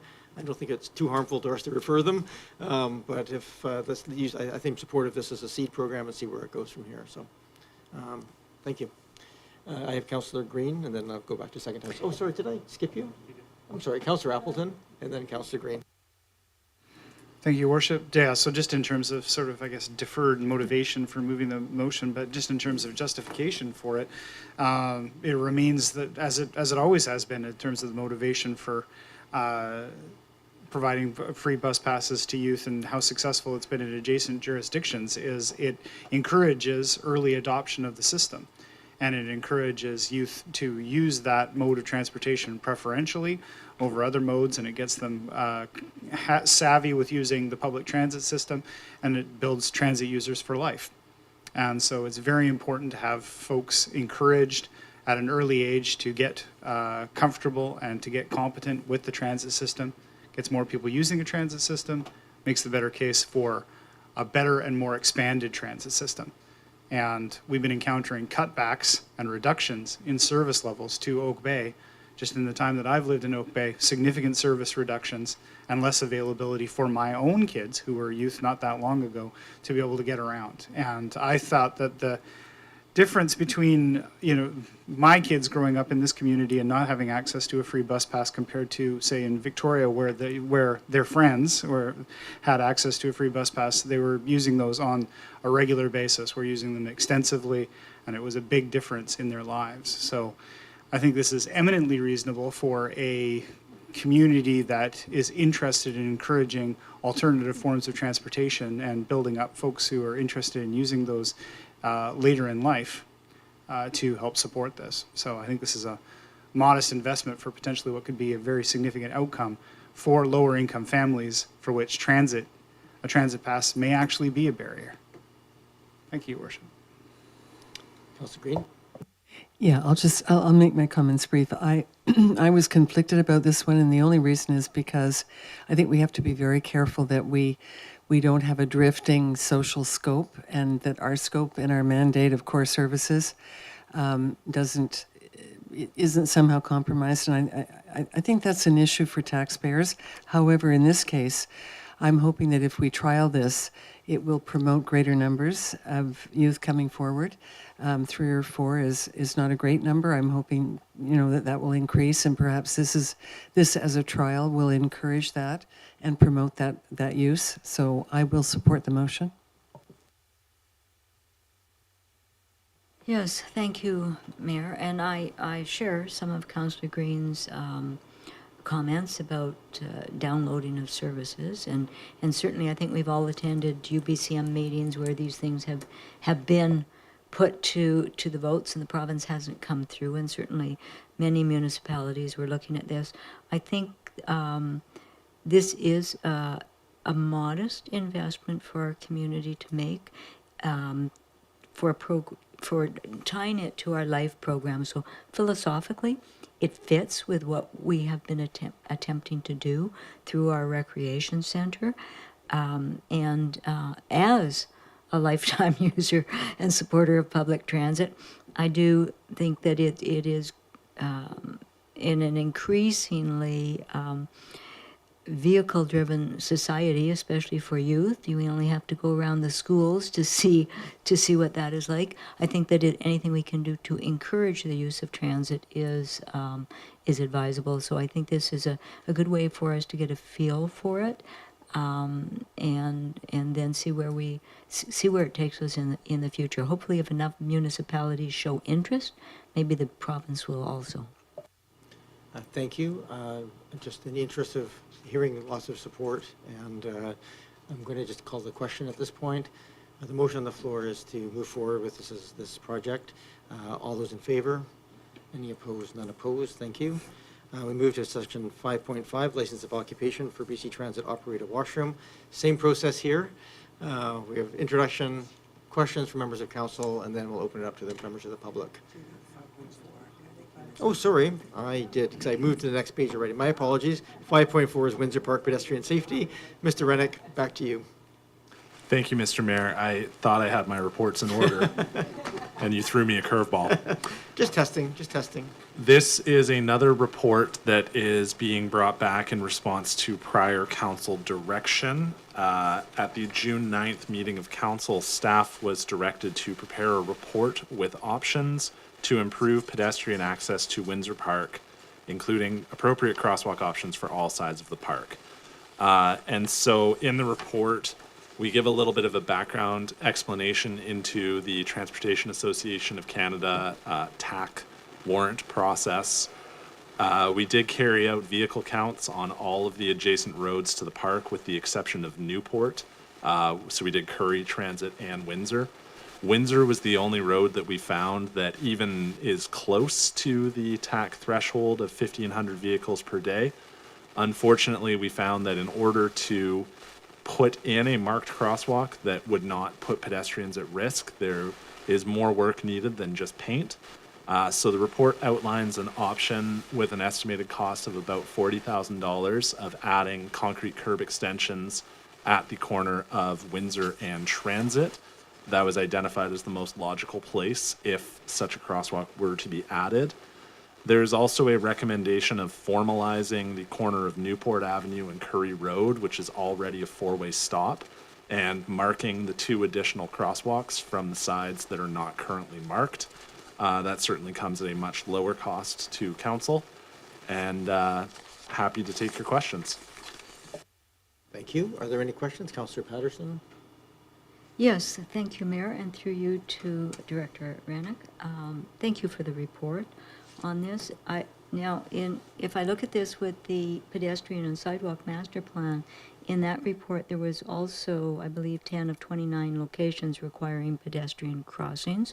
And so before taking on new work, I would like to know how we fare with the existing pedestrian and sidewalk master plan in achieving those crossings, and how many have been accomplished and how many might still be outstanding. Mr. Rennick?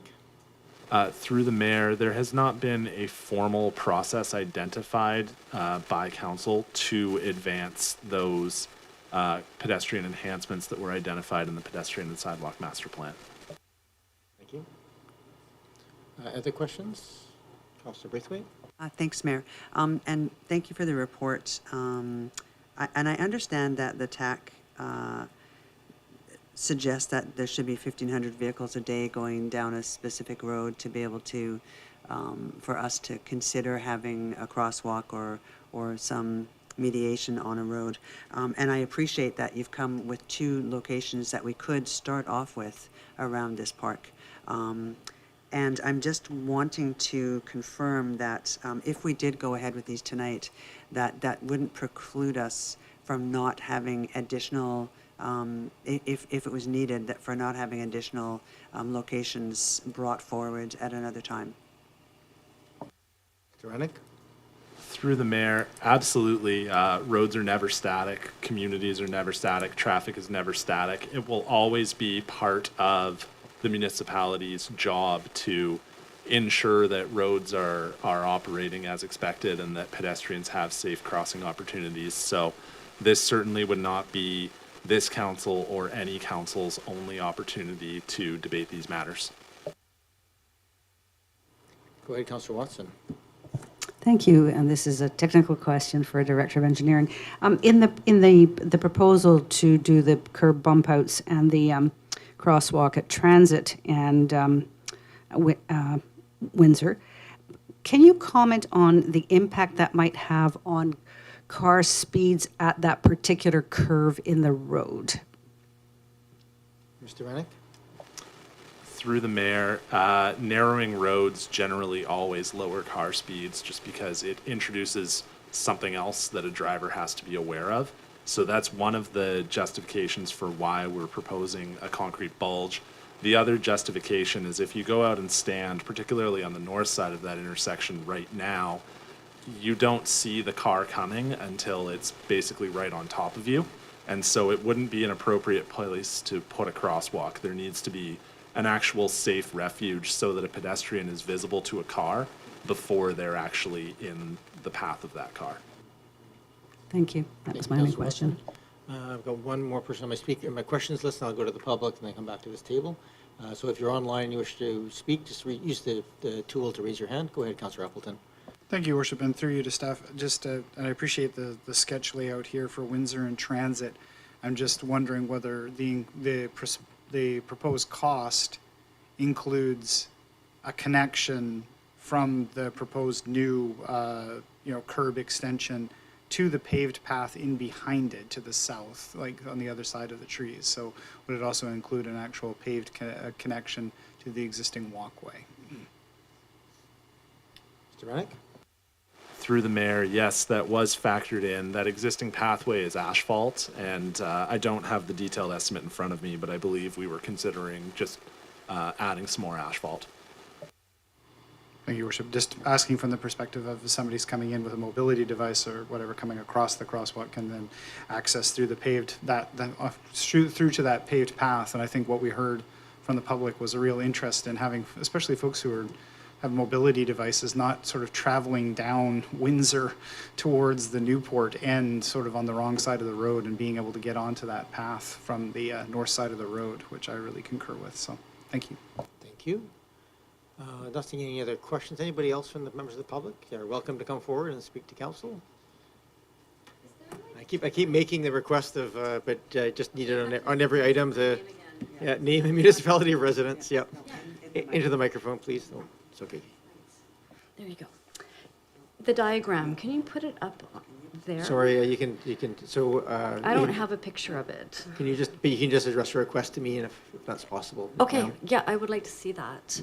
I drive that road all the time. Sure, Transit. I'll ask. I don't know if it's possible for us to bring up the diagram on the screen at this point.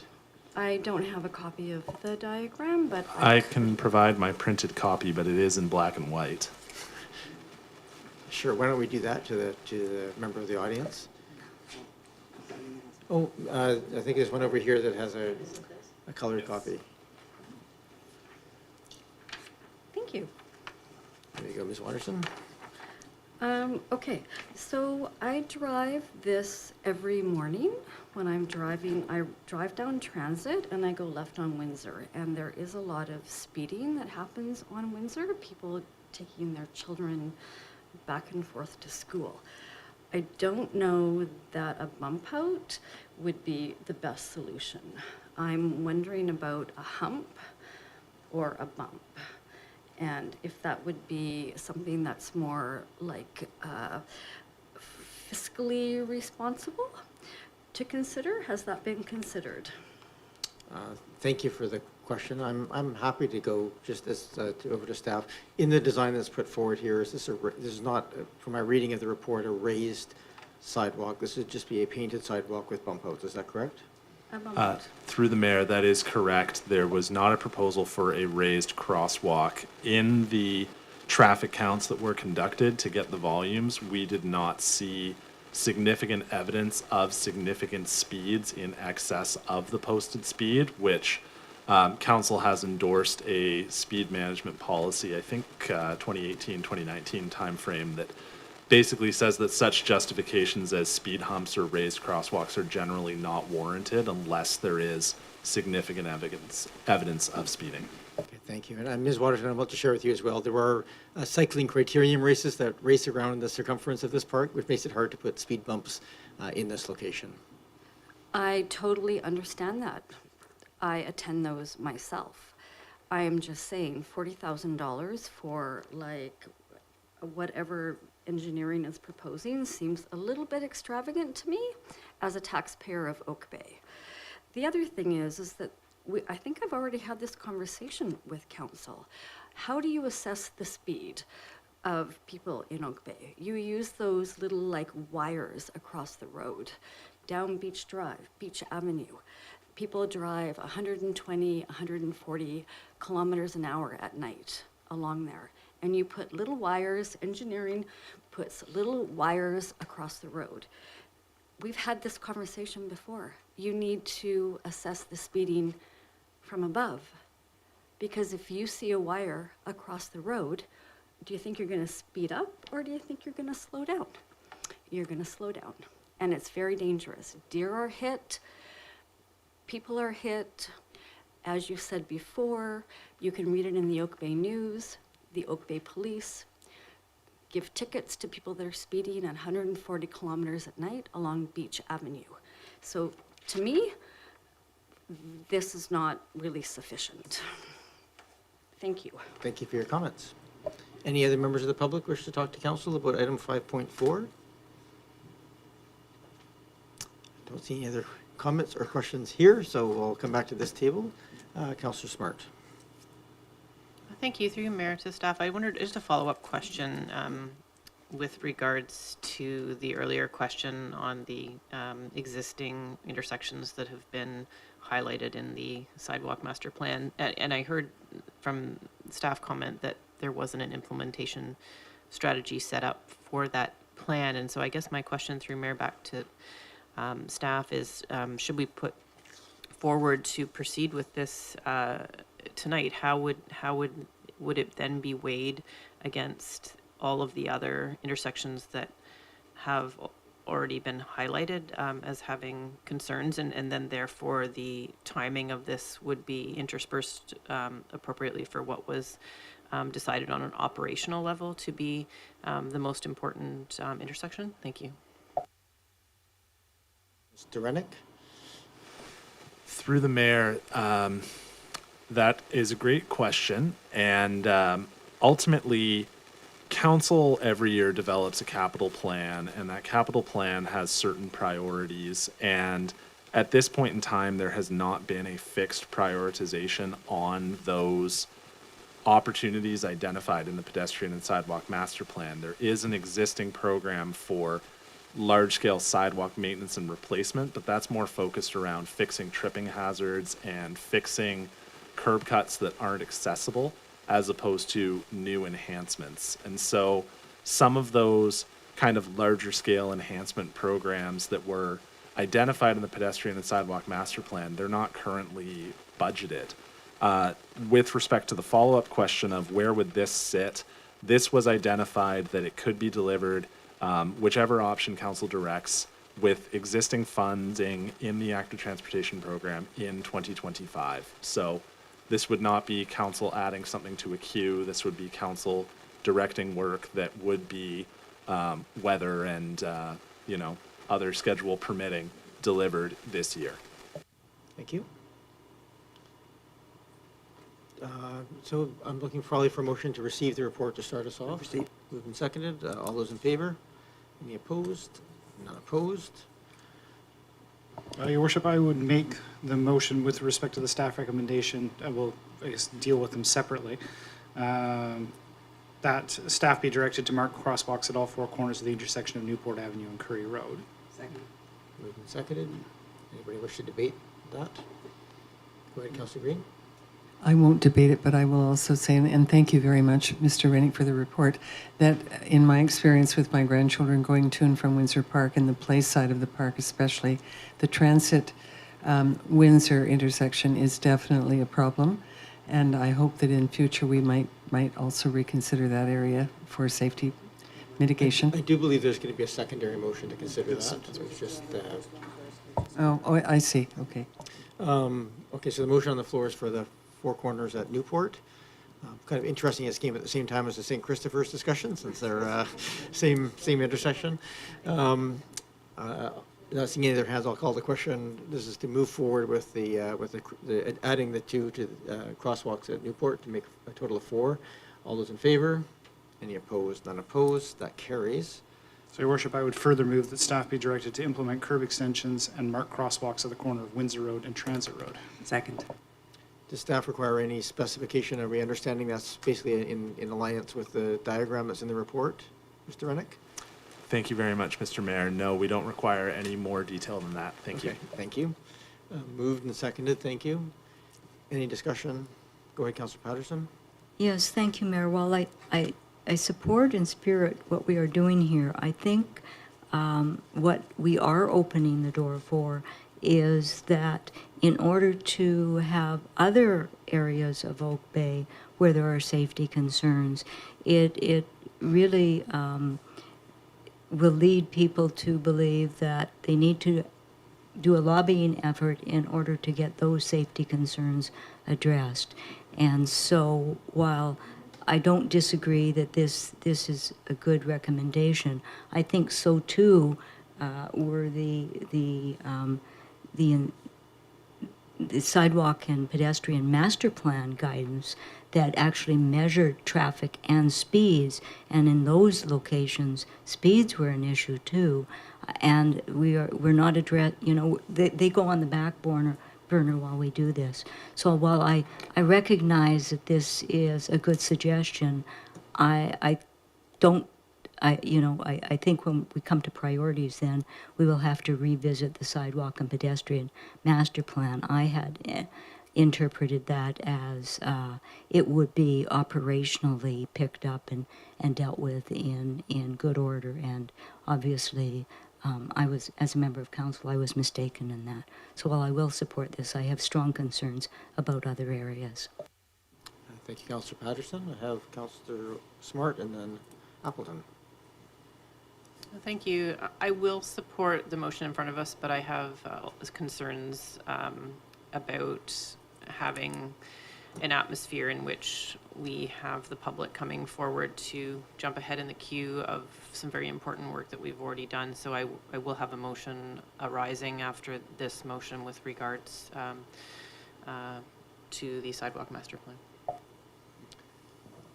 Thank you, Councillor Smart. We have a motion on the floor for approval or direction on this intersection. I'm just going to speak brief. Oh, sorry, Councillor Appleton. Twice now. I think 3 strikes and I'm out of here. Yeah, please go ahead. I'm starting to feel like I'm camouflaged against the I wall. think I'm slightly Your tilted Worship. this Yeah. way. That's the problem. I did stand outside, and my son said I blended in with the outside of the building, so I need to wear a different colored jacket, apparently. I think, just speaking to the motion on the floor, and I think this is a situation where I think both things are true. I'm definitely in favor of this particular safety improvement, but I think Councillor Patterson's point is well made. I think, given what we've learned through this process and the need for additional council direction on the implementation of the sidewalk master plan, I think that's fantastic. I think council should definitely cast its mind to providing further direction and further specificity around the implementation of the sidewalk master plan and pedestrian master plan. So this may very well be the substance of the motion arising, but I just wanted to lend my support that even though I agree with this as something that needs to be done, I think procedural wise, I think council should cast their minds to a structured implementation. Thank you, Your Worship. Thank you, Councillor Appleton. Speaking to the motion in front of us, Councillor Green. Just very quickly, I also appreciate the comments made by Councillor Patterson and the points she raises. They're important, and I appreciate that. Thank you. Thank you. Speaking very briefly, because I think the point raised about we tend to be fairly disciplined about following the TAC and engineering direction on some of these pieces and the master plan, where that it probably need to be a bit more proactive on some of those. I do want to just flag in this case, there was a new and substantially improved playground that this council funded and it was implemented this last year, which has changed the dynamics of that corner. It's seen a lot heavier use, and I think that's triggered a lot of the community to sort of flag and say, wait a second, we have no safe way of getting there, and I don't think in this case, given how close it is to the TAC levels and the specificity of that playground, I think that is a good rationale for us to kind of move this one forward. I'm going to maybe make a suggestion. I appreciate nothing's been made yet. Rather than a motion arising, it might be worth just going and talking with staff, understanding how that process works, and structuring a motion that really kind of gets to the heart. There's no urgency tonight on that one, and maybe that's one of these ones that might be benefit from a notice of motion process, so that whatever we get coming back meets the basic requirements of information. But I'll leave that to council. So the motion on the floor in front of us now is approval of the intersection of Transit and Newport, as we're Transit and Windsor. Any other discussion? Councillor Watson? Yes, if I could, I kind of want to amplify what many councillors are already saying. This intersection is not actually one of the ones that was studied in the pedestrian and sidewalk master plan process. I'm looking at that report right now, and which just speaks to the notion that there could be not just this one, but many others that people would ask exactly the same for, when there really hasn't been the study and analysis that was done at the level of these, acknowledging that things do change, however. So while our plan for moving forward on our plan for pedestrians and sidewalks is static because the data hasn't been updated, there was significant analysis done of some places that would have been prioritized. So I am actually not sure how I'm going to vote on this, because I really do see it as a bit of queue jumping, and I can see that residents in any one of these intersections that were the subject of analysis could legitimately say, hold on a second. So I think it's, I would prefer to see things done in some prioritized fashion, and that we action a plan that we have had in our hands for a while. Thank you. I'm going to call the question on the motion in front of us. All those in favor? And those opposed? Councillor Watson opposed. That motion carries. So we have direction for both those projects. Councillor Smart, did you wish to make a motion arising? I do wish to make a motion arising. I do think it's important sometimes in these moments to catch time-sensitive things.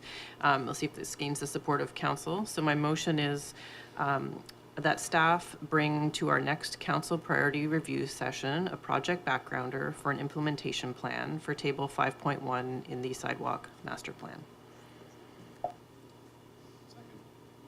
It's moved and seconded. Do you wish to debate this right now? Go ahead. It's moved and I do wish to seconded. debate this right now. I think this is timely. It's kind of come up in a few meetings at the edges previously, and now we're kind of dealing with it directly. And I think this is a very simple motion to say we don't want to forget about this when it comes to our council priority review session. We want to look at the context of implementing this, because sidewalk and pedestrian safety is really important to council. So this is a very simple motion, just saying, can we look at this to have some sense of how it might fit in our budget when it comes to December, when we have our council priority review session. Sure, thank you. I am going to just make a suggestion and take it as you see fit. I think this is appropriate to do as a notice of motion, and I only say that because you're referring to a report that none of us have, well, maybe a couple of people have it in front of us, but that's not, we didn't come here today to look at that. So I don't think there's any conflict or thing with this, but if you give a notice of motion next week, we can talk about it, and it'll give everybody a chance to look at what it is that we're referring to, that priorities piece. But that's only my advice. Go ahead, Councillor Smart. I hear your comment, and if it was the desire of council, I could delete for table 51, which is simply the list of recommendations from the report, to simply read for an implementation plan of the Oak Bay Pedestrian Sidewalk Master Plan. I would like to debate this tonight. It might fail, but I think there's no point in bogging up our meetings with things that go from meeting to meeting to meeting. Let's just make a decision and move on. Thank you. Councillor Appleton, do you wish to speak? Oh, thank you, Your Worship. Yeah, I don't see this as any more complicated than just moving the matter forward and ensuring that it is placeholdered and specifically put onto council's docket for review when we come into the fall priority session. Nothing more than that. And this is with specific respect to responding to community questions that may arise as to how does council prioritize those things that are in the pedestrian sidewalk master plan. Thank you, Your Worship. Thank you. I want to make sure that staff understand what it is, because I'm not sure I'm entirely clear on what it is that we're referring. So an implementation plan, is that sufficient for staff to understand what it is that we would be referring if this motion were to pass, Mr. Rennick? Through the mayor, so there was a council priority project a few years ago regarding prioritizing building out the active transportation network, and that led to an implementation strategy, that led to a refresh of the active transportation strategy, that led to 9 priority routes that were identified with a construction sequence. My understanding is that the motion is seeking essentially something similar, to look at as a council priority project, what would it look like to implement this over, I guess there's a little bit more information that I would need to think about as, is this being implemented over 5 years or 10 years? But those are also options that could be provided to council, so it's quite clear to me. Thank you. Thank you. Any other discussion? I Go would- ahead, Councillor Green. Sorry, thank you. I would tend to agree with your suggestion. I have not looked at that report for quite a long time. I think that, I think it's a simple motion, but it could be a complicated process when we're looking at an implementation strategy. So I would prefer to have a notice of motion, and that gives me time to look at the report myself and have a more informed debate. Councillor Braithwaite? Yeah, I would tend to agree with Councillor Green on that. I think I'd, unless I hear something that's going to change my mind, I think I would prefer to have it come back to the next meeting. Thank you. I have Councillor Patterson and then Watson. Thank you, Mayor, and I will not support, I appreciate certainly that it is being put forward, but I would like to give it a little more thought, because if this aspect of the pedestrian and sidewalk master plan is a piece that we are missing in our priorities, I would like also time to perhaps frame a different motion, so that the sidewalk and pedestrian master plan actually does become part of our active transportation plan. So I won't support this motion. However, I'm glad that I flagged it, because I think it has shown where there is perhaps a gap in what council had assumed we were going forward with. And so I won't support the motion, but would like to come back and consider a notice of motion at a future meeting. Can I just from a timing perspective, I want to make sure that we understand the ramifications of this going forward now or not. And this may be a question for Ms. Williams. Do you remember what the date is scheduled for the fall priorities session? Is that October, or is it done in September? Thank you, Your Worship. There is no set date at this point, but it is typically held in December, so late December. November or early December. Okay, thank you for that clarification. Okay, motions on the floor, Councillor Watson. Thank you. I'll support the motion. I think that this, whether or not, I understand that not everybody has this in front of them right now, but it really has the same or had status as our active transportation strategy, which until it was given the impetus of a prioritization, actually didn't move forward. And I think that the public actually expects and I think believes that we're working on this right now, when in fact we're not. So I think that we really there's no need to delay any further. This report did come to council. It was well thought through, and whether it's in front of you right now or not, it is a document of the municipality that was commissioned and accepted. And I particularly feel that we should move it forward because I just voted against paying for this $40,000 for this crosswalk because it's not actually identified in here as what should be a priority.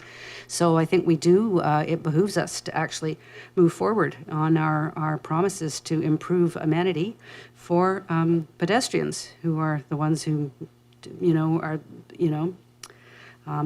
need to be supported just as much as cyclists. Thank you. I'm going to just ask the mover, read aloud their motion again, just so we're all clear about what motion is on the floor. Oh, yeah, thank you. That staff bring to our next council priority review session a project backgrounder for an implementation plan for the pedestrian and sidewalk master plan. Okay, thank you. And go to second time speakers. Go ahead, Councillor Smart. Thank you. And I just wanted to highlight staff's new process of bringing options to those project backgrounders. So what I would anticipate hearing some of the comments from council around the table, that it may include an option to, one of the options might be to have it merge with our current active transportation plan. Another option might be to operationalize it. Another option might be to do something else. But essentially, I just see this as a way of us just flagging that we need more information when it comes to budget decisions. Thank you. Don't see any other speakers, so I'll just speak because I was a little unclear before, and I still have the rationale I have for doing these things through notices of motion is that I hear around the table 100% support for the direction, but not 100% support for the language of the motion, which to my mind speaks to an issue with just, again, easier to have clarification of that. That being said, I think what I heard from staff is that they understand and that they would at least come back with that option. And it doesn't necessarily preclude that there may be another motion arising that might help provide some clarification for that. So I'm willing to support this motion. I think it does give the opportunity for us to consider what at least the costs and options are in the fall, and if there's some further direction. But I do just encourage in general when we're in situations like this that we have motions that as clear as possible that are in front of us. So motion is live. I'm ready to call the question if there's no other speakers. So motion, all those in favor? And those opposed? I have Councillor Patterson, Braithwaite, and Green opposed.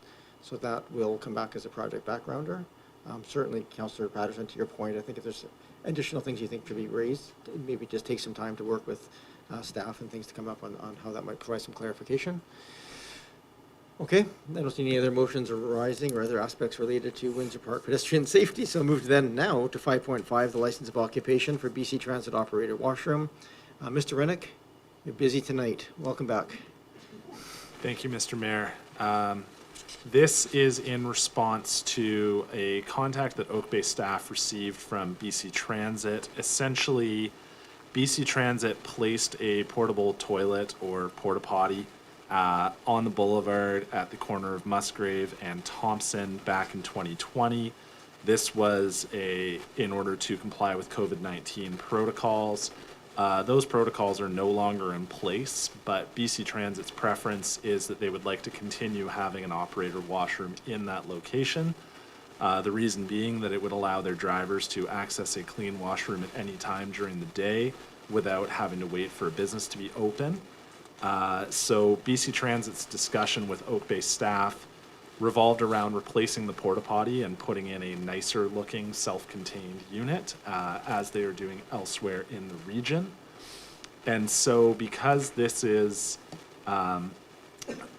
it is a highway within the municipality, that council is given the authority under community charter to consider granting licenses of occupation with respect to municipalities highways in the municipality.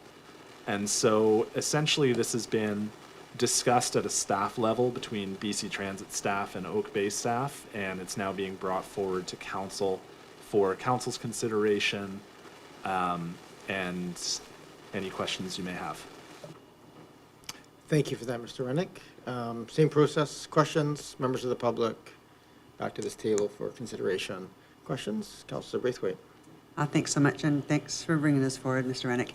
I drive by that bus stop almost every day, and that little blue porta potty is an eyesore. So I'm really happy to see this come forward.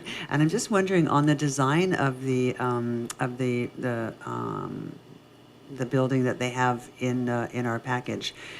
It looks great because they've wrapped the actual building in something that looks very green and wonderful. But the stairs, I'm wondering, is there a possibility for us to give suggestions on perhaps painting those very steel-looking cold stairs into something that would maybe fit a little bit better into what the surroundings are, or do we have no say over that? Mr. Rennick?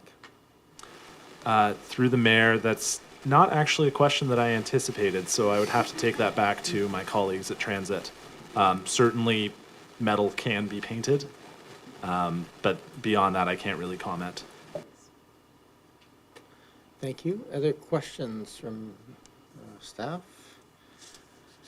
The only question I have here is just for my clarification, is this location required by BC Transit because it's a layover position, or is it just sort of geographically central to where there are sort of distances between porta potty stops? Just curious about the rationale for this particular location. Mr. Rennick. Thank you, Mr. Mayor. Yes, my understanding is that this is the desired location because it is a layover. This is where the routes turn around. And I think that that's the preference from the transit operators, is to keep it close by the layover so that drivers taking bathroom breaks don't have as much of an impact on schedule. Okay, thank you. And the other question I had was just, the staff report notes that the municipality may be responsible for running power from the power pole to the box, but there is no power poles on that side of the street, at least directly adjacent to the bus stop. So just curious about the location. Is that just something that does a pole that goes up on the site and it runs across the street? Thank you for the question, Mr. Mayor. There is a street light at the corner. It's not right next to the bus stop, but it is on the same side of the road. And we would look at the least obtrusive option possible for getting power to this location. Okay, and last question I have is just locations. I know there's a letter just, talking about the possibility of locating it adjacent to Lokier Gardens there. I guess it has the same site issues because there's not, has staff looked at any, like, to my mind, there's not a lot of space adjacent to Lokier Gardens along Thompson or Estevan, but have we looked at that as a potential location for a bathroom? It would be the will of council to direct. I don't think that transit would have an issue if the bathroom were located in front of Lokier Gardens. I take your point that there is not a lot of space in front of Lokier Gardens. Basically, when you're facing the entrance to the park, there's kind of a path that goes up the middle. There's on one side of the path, there's one of the locations for our Arts Alive sculptures, so that spot's kind of taken. And I suppose we could take a look as to whether or not there's enough space on the other side of the path to accommodate this. That also wasn't seriously advanced just as far as would there be comments or concerns from park users at Lokier Gardens. But certainly it would be the will of council to direct that we take a closer look at that location. No, thank you. And I think no matter where we go, if it would either face one house on one side of Thompson or one house on the other side of Hamiota, or still face more visibly onto Estevan. So I appreciate there's no right spot here if we advance something. Okay, thank you for that. Other questions from members of council? I'm going to go to members of the public, and I believe there's a couple of people willing to speak. Please come forward. And anybody online who wishes to speak, you can using the Zoom app, use the React tab to raise your hand. Welcome back, and just again, name and municipality of residence, if you don't mind. Deanna Watterson, Oak Bay. Welcome. Yeah. So public sanitation is a deficiency in Oak Bay. Can you maybe just, actually, Public sanitation is a deficiency in Oak Bay. I would like the engineering department to tell me how many public washrooms are available to the public in Oak Bay, because I can think of maybe 2. I feel for the transit drivers, Oak Bay wants to increase density, which I completely agree with. You're going to have to increase transportation and transit. If I was a transit driver, I would appreciate having a clean, safe place to go to the washroom. Even here at the municipality, like your little washrooms that are down there are not clean. Like when I'm running around doing my shopping in Oak Bay Avenue and I have to go to the bathroom, I have to come up to the municipality washrooms and they're like deficient. There's one washroom in there for a woman and one washroom for a man, and they're always like dirty. So public sanitation is a problem. I don't think it's an eyesore to me to see a porta potty for a transit driver that's running around when there are, like I asked, how many public washrooms are there in Oak Bay? And where are they? thank you for the question. You can just Yeah, address your okay. question to me and we can pass it on to the staff. This piece. Yeah, that's probably reasonable to get back after the fact unless staff wish to answer there right now. No, okay. Other members of the public?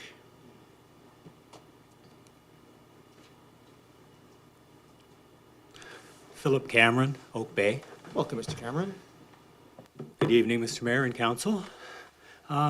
So I was a little confused about this situation tonight. I had prepared a wonderful speech all day, worked on it for many hours, and then I heard that you were only allowed to ask questions, not sort of make some sort of a presentation. Is that the way? You're No, welcome so to make I can- comments or ask questions, absolutely. Okay, so I will just sort of read from my notes a little bit then. So the first thing I just want to say is I'm very opposed. Well, the first thing I should say is I live in the house that is on the actual bus stop where this porta potty has been now for 5 years. And I'm very much opposed to granting a license of occupation to BC Transit to allow a semi-permanent toilet to be installed at this bus stop.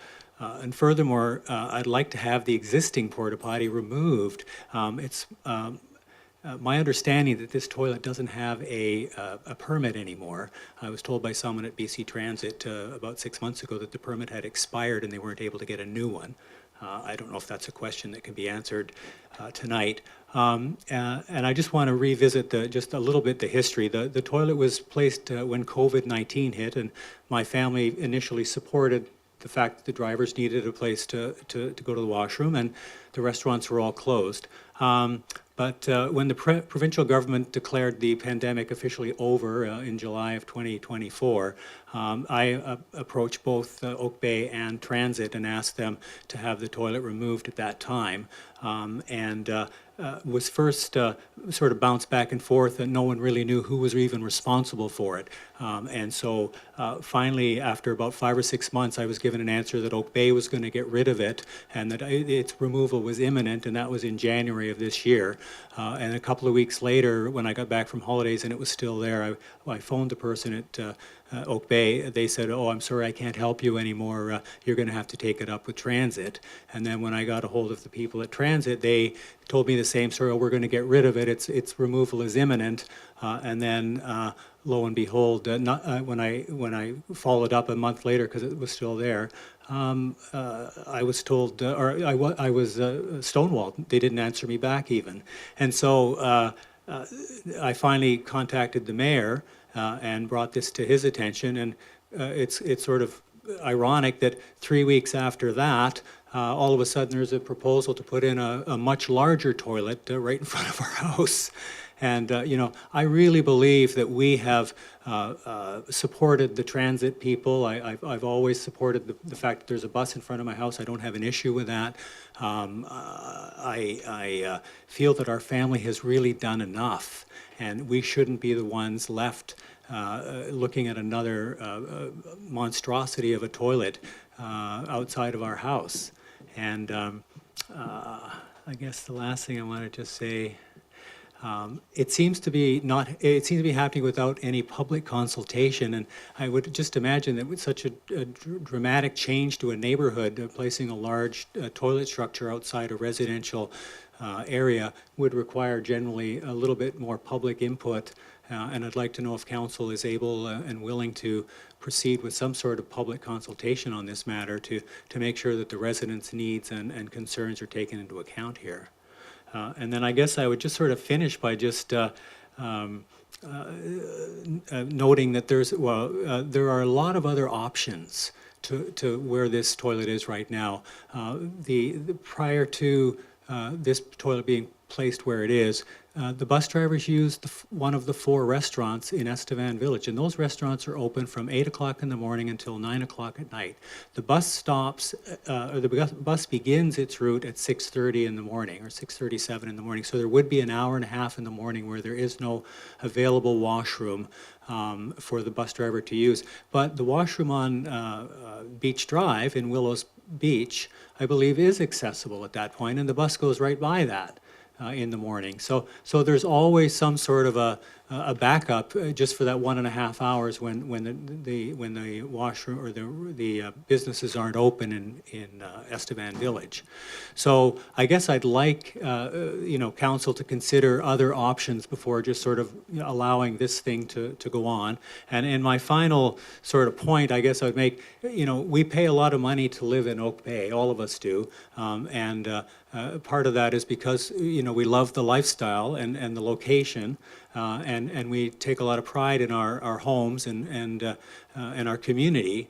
And I would ask, would any one of you in this room who lives in Oak Bay be willing to have a toilet permanently placed in front of your house? How would you feel about that? What would that mean to you? I'd really like you to seriously consider that when you make your decisions here regarding this porta potty and permanent structure or semi-permanent structure. Thank you, Mr. Thank you for your time. Can I ask you just one quick question? Yes. Because for my clarification, looking at the diagram, it appears that the location of the porta potty in a similar location if there was a license of occupation granted, there is a hedge divide. So I'm just curious, can you see the porta potty from your house, or is it really just it's the proximity to that? It's adjacent to your property line. I can't see it from my window in the living room, but when I come out the door of my front door, I can see it.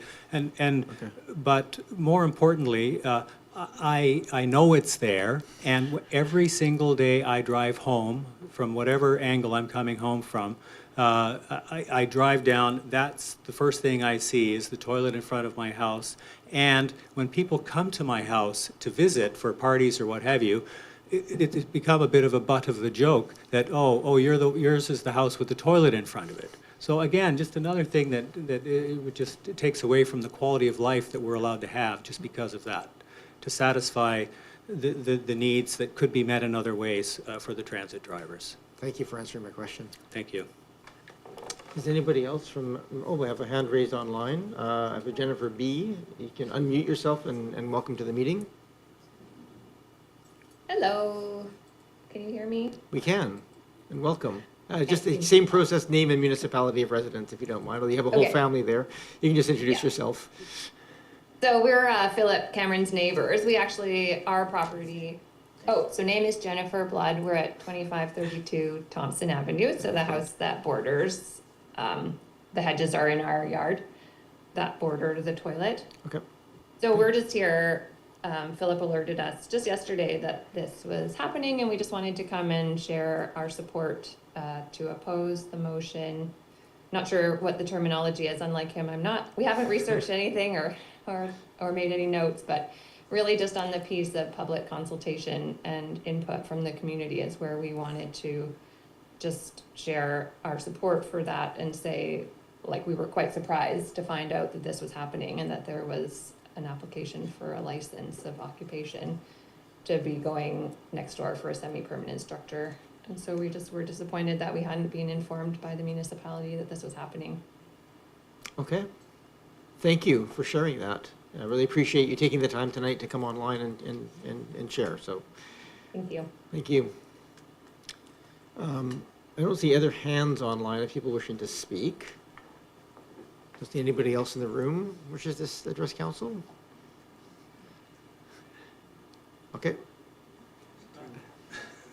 Can I have a rebuttal? I'm not sure there's a rebuttal to someone supporting your position, but welcome back. Hey, Cameron, just keep it brief. Usually limit to 3 minutes. I gave you 6, so I just wanted to just make sure we heard from you. Philip Cameron, Oak Bay resident. My wife has forced me to come back up one more time, so I couldn't say no. I was just reminded that the other thing is the air quality. There is a smell that emanates from that porta potty, and I'm not sure what the status would be with a more permanent structure. But I did see a vent in the picture on top of that picture that was sent around. So there must be a smell that comes out of that, I would imagine, as well. And there is a smell, obviously, from the bus as well. And I guess that was the only other point we wanted to make, was that could transit consider changing the actual location of what they call the terminus to, say, the Willows Beach bus stop, even though they would continue to come to our house and stop and carry on again. And that would mean that the air quality would be dispersed, all of the toxins from the bus, because they start and stop a lot at our place, and they run in the wintertime for about 10 minutes. I know this is a secondary issue, but I was propelled to that is outside bring that of our up. control. Yeah, that is firmly outside of our control. But I do know that they tend to have those terminus places in commercial centers for the reason that people kind of wander forward. But take your point, and you can certainly speak to BC Transit about that one. Yeah, that one is firmly outside of our. We will. Thank side. you. Thank you. Okay, back to this table. I might just pass a couple of the questions on to staff if that's possible. Oh, thank you, Mr. Rennick, for managing our microphone.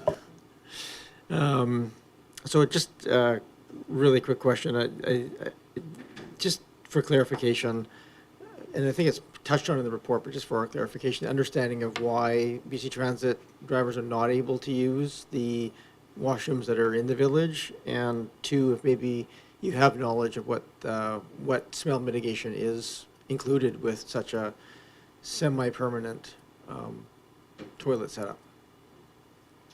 Thank you very much. I will answer the first one. I did speak with BC Transit, and they indicated that it's not their preference to have their operators rely on the businesses because of the opening hours issue and the other issue of if they're relying on a public bathroom in a coffee shop and there's a lineup, for example, that it can impact their route timing. Unfortunately, I'm really not qualified to comment on odor mitigation from bathroom structures. That is a bit out of my specialty. Thank you. Fair enough. Okay, back to this table. Not seeing any other members of the public speaking to council.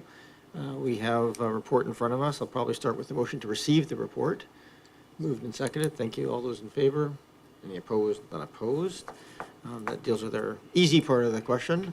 Now we move to seeking a motion to give some direction here to staff, either to move forward with the license of occupation or to give some other direction, either for more information or some other approach. Councillor Watson. Yes, thank you. I would like to move that staff be directed to contact BC Transit with a proposal for alternate use of a municipal public bathroom for their driver. Before I get a seconder from that, I'm just going to turn that into a question. Just I want to make sure that we have, this hasn't been explored already and we go down a rabbit hole. Mr. Rennick, has that conversation happened with BC Transit about the possible uses of, say, the Willows washroom for their transit operators? Through the mayor, the discussion that was had with BC Transit was essentially to bring this forward as the first option, but not as the only option. And so that's why in the staff report, one of the options for council is that staff be directed to work with transit to find an alternative solution. So, sorry, that's the motion I should have moved. And then I would, if I got a seconder, I would speak to it. I will second it. So I just want to make sure we're all in agreement about what the motion is, because the motion is that that the request for a license of occupation be denied and that staff be directed to work with BC Transit to find an alternative solution for the operator washroom. Is that the motion, or is it that, because all you said was the, Yes, it is. It's the actual motion in the report. Sorry, Okay. I wasn't. just make sure that we're all looking at clear yeah. about that, okay? Thank you. So moved and seconded. Councillor Watson, did you wish to speak to it? Yes, I would. I think this is an important municipal issue. It's access to public washroom facilities for everybody, and not just transit drivers. But I do understand the imperative for a transit driver on a route to be able to access a restroom when they need it and on some time basis, and I don't think, and I can understand BC Transit's reluctance, I don't think it's appropriate that anybody should have to rely on the private sector to provide access for an essential function. As somebody who suffers from ulcerative colitis, access to washrooms when I need them is something that actually directs my life. So I have a real strong desire that public restroom facilities would be better in our community and anywhere.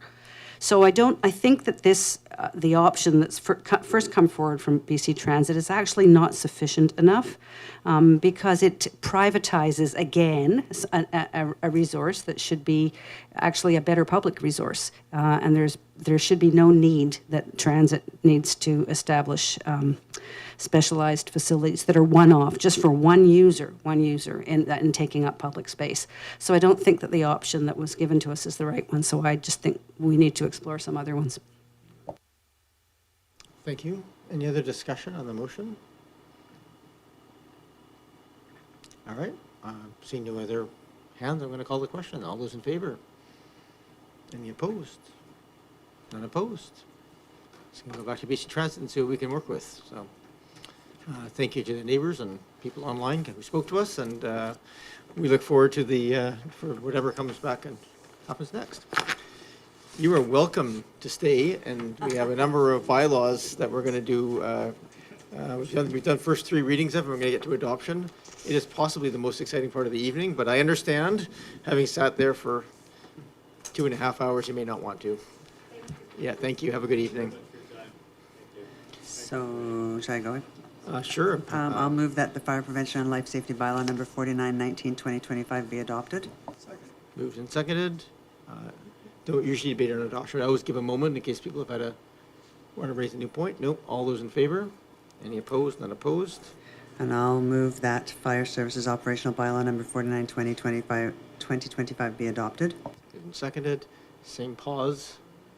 All those in favor? Any opposed? None opposed? And I'll move that municipal ticket information bylaw number 4846/2023 amendment bylaw number 4921 be adopted. Moved and seconded. Same pause. All those in favor? Any opposed? None opposed? And I'll move that 6.4. driveway access bylaw number 3550/1987 amendment bylaw number 4914/2025 be adopted. Moved and seconded. Same brief pause. Yes, Councillor Watson. I have a question. Is this the same bylaw that needed to be in place in order for us to approve the direction for the Uplands Golf Course? No. It's not. Oh, sorry. Why am I confused? This is just changes to the small scale multi-unit right. Sorry. driveway Thank you. pieces. Oh. Sorry, we're laughing on a lot here because there's a staff. I had the same moment of panic, so that's just kind of funny that we read the same thing. So it is moved to be adopted. All those in favor? Any opposed? Not opposed.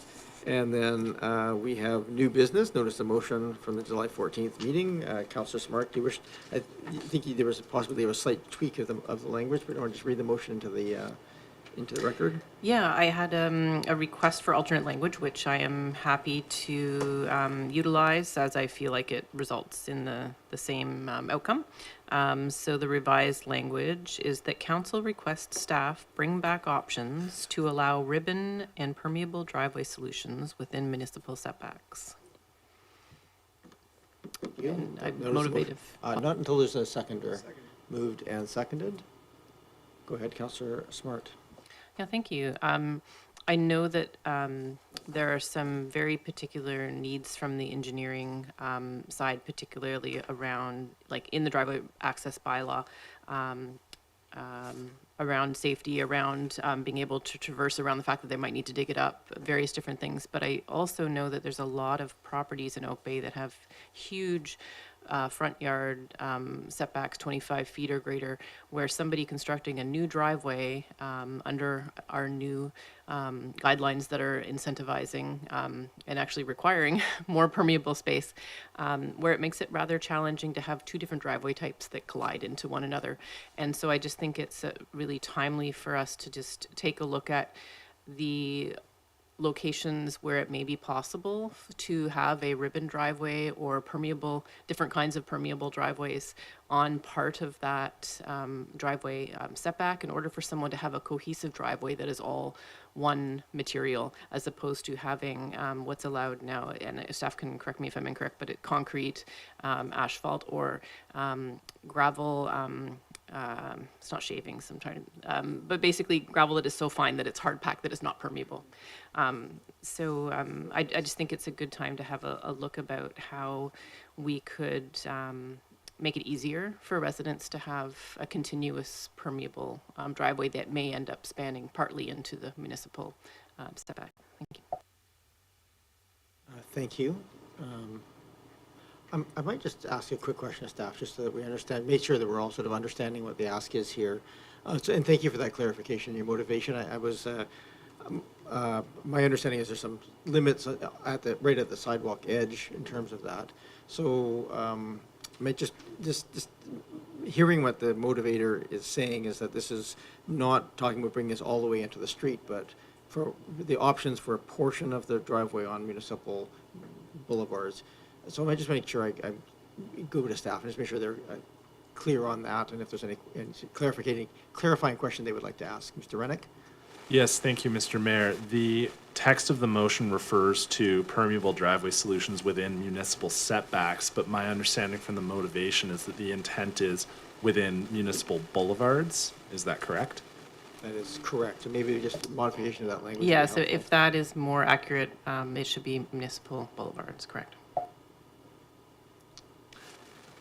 And I suppose to the broader question from the mayor, if all the motion is looking for is options, options can be provided, but Councillor Smart did outline some of the concerns and the reasons why it has not traditionally been done. I would also add that there are a lot of utilities that are in boulevards that are underneath boulevards and driveways, and the ability to remove those driveways when we need to access those utilities for servicing purposes. What you often find when you have these custom driveways is that it ends up being more expensive to put them back as opposed to the concrete, asphalt, or gravel screenings that the bylaw currently allows. You certainly wouldn't be able to do anything permeable in the sidewalk portion of a driveway. Just some considerations there.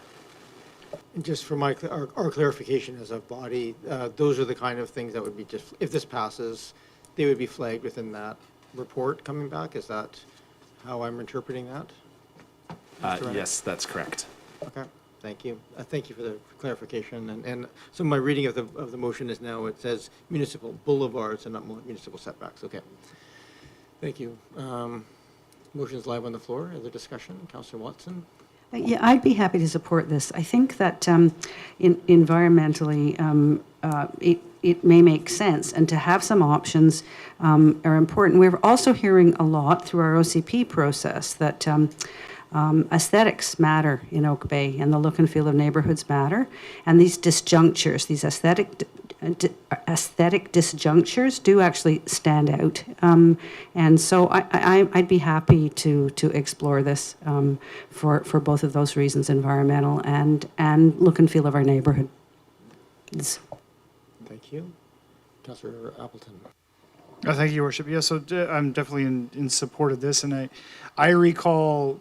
I think it's going to be important to have options in this regard, even if many options are not on the table. It would be good to have as many options as possible, because further to Councillor Smart's point, I can remember this coming up multiple times as we talked about parking requirements for secondary suites. This goes back to that conversation, secondary suites, and how we were going to provide parking for that, how we were going to minimize front yard paved surface coverage and how we were going to tackle that. And I recall that this specific provision and the need to have a certain type of crossing in the municipal boulevard, certain type of driveway access, often contradicted what we were trying to accomplish for the front yard. When I think back to the secondary suite discussion, and we think about, you know, folks being concerned about the whole front yard being filled with cars and this sort of thing in a secondary suite situation, I remember council wrangling with the idea of how could we provide better access, better surfacing, alternate materials, these kinds of things, and get creative. So I see this as recognizing that many options may not necessarily be on the table.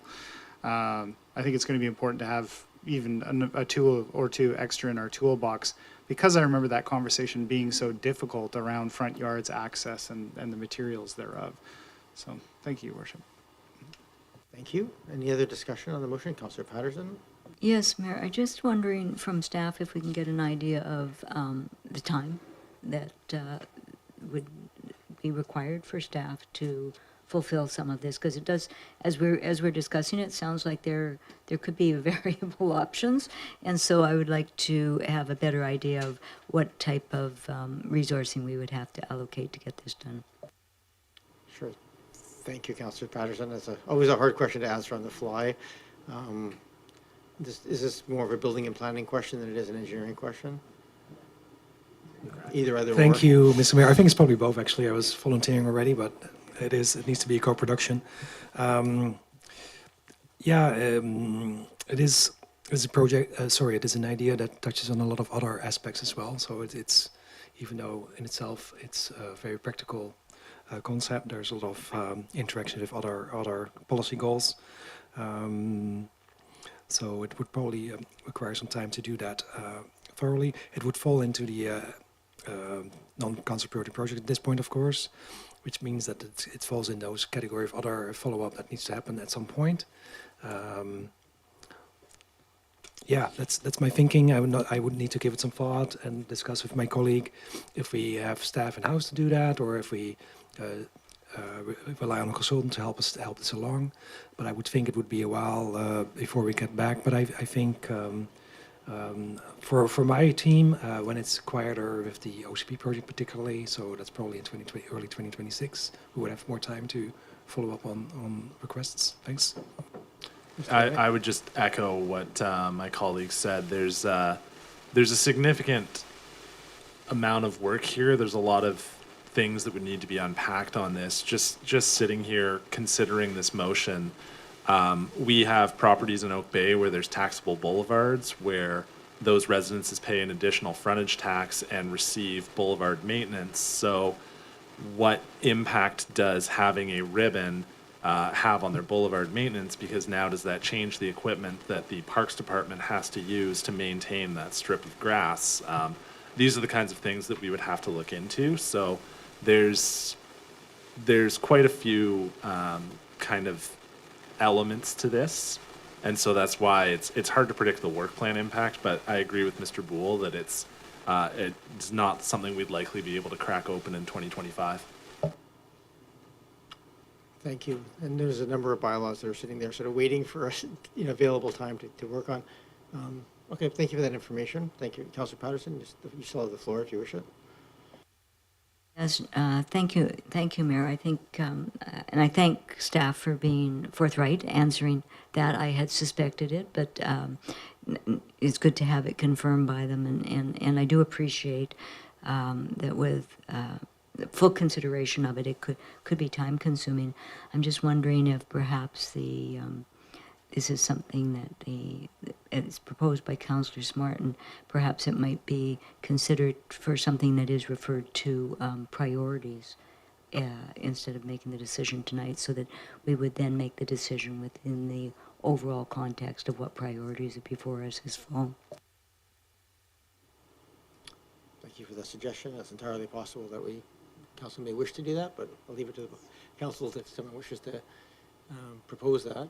Any other discussion on the motion on the floor right now is to ask for options to come back from staff on this at the moment. Councillor Smart. I'll just add one of my reasons for bringing this forward was a little bit of the equitable piece of if we're asking the public to take care in making their project permeable. It's not really fair to say, well, we're not going to make the effort to do it on our side. They also would have to dig up their driveway if they had issues and have to deal with that. And so I understand it's a complicated situation, but I think it needs to be done. And it's been, you know, it's been a long time. When I constructed my house, I dealt with this issue in 2011. It's still a problem. So I think from the aesthetic point is really important, especially as we look forward to having really light touch parking issues, and there's going to potentially be projects with parking in front yards, and being able to have basically strips for parking in an innovative way that really still appears like green space as opposed to a lot of paved area. I think it's an important issue we need to deal with. I won't be changing the motion at this time, but if it fails, we can see where it goes from there. Thank you. I have Councillor Braithwaite next. Thanks. And I think after hearing what staff has to say, I would tend to agree with the Councillor Patterson that perhaps this should get pushed to priorities rather than moving it forward tonight. Thank you. Thank you. Any other discussion? The motion on the floor is to seek these options. I'm just going to speak a hearing again. I'm just going to reflect back on what staff have said. I was supportive of this until I heard that sort of aspect. This sort of falls into the category of many more or less minor changes that I think there are priorities for, and I'm hoping that we can find some mechanisms to advance some of these smaller things. I think they have meaningful community impact. We have options for maintenance bylaws. We have options on the books for heritage protection, heritage maintenance. We have any number of these that have real high value, I think, for the community. This is, I would agree, is an important and worthwhile one. But I have a very hard time having it jump the queue, so to speak, on this when we have a number of these in the thing. And I think the priorities session is the right place to sort of decide where we want staff time and energy to go. So I can't support the motion as is. I do think it's worth supporting as a principle, and can move it, and I would be supportive of it going there. Ms. Williams, you should to add something? Thank you, Your Worship. Yes. In the context of the motion that's on the table right now, if council were to vote on this and it were to pass, it would form a part of the outstanding resolutions list that comes to you as a part of your priority planning process. And I might suggest that we may want to look at some kind of mechanism where council can prioritize those operationalized resolutions so that as time permits in each department, they know which one to pick up off the table and move with. Right now, they're all just sitting there in a bucket. So that may be an option to continue the conversation tonight and advance it as a resolution. My sense is, based on what I'm hearing, it wouldn't fit the criteria for a priority project and would end up on an outstanding resolution list at that point anyway. Okay, just for my clarification then, for that to happen, I just want to make sure that we're very clear and that the movers is clear. If the motion passes, really this won't trigger response to it. It'll end up going to the priority session anyway and be added to a list of other outstanding resolutions that have not been, because that's not my read of the language of the motion. So I just want to make sure that the mover is everybody's clear if that's the outcome. I'm very clear with the fact that there would be another decision point. I also did not see this as meeting the definition of a council priority project. It seemed quite operational to me, which is why I addressed it as it was. So if this passes, then it will not be actioned until such time as it comes. That seems a little outside of our standard process. So I would probably feel more comfortable if this was actually referred to that piece, but I'll leave that to body of council. Councillor Green. Yeah, I appreciate the spirit of the motion and the intent, but that bucket is full, and I'm worried that we're not going to get to the bottom of that bucket. We've already expressed concerns around our pedestrian master plan. We're working on it. We're sort of overwhelmed with cycling and all of that.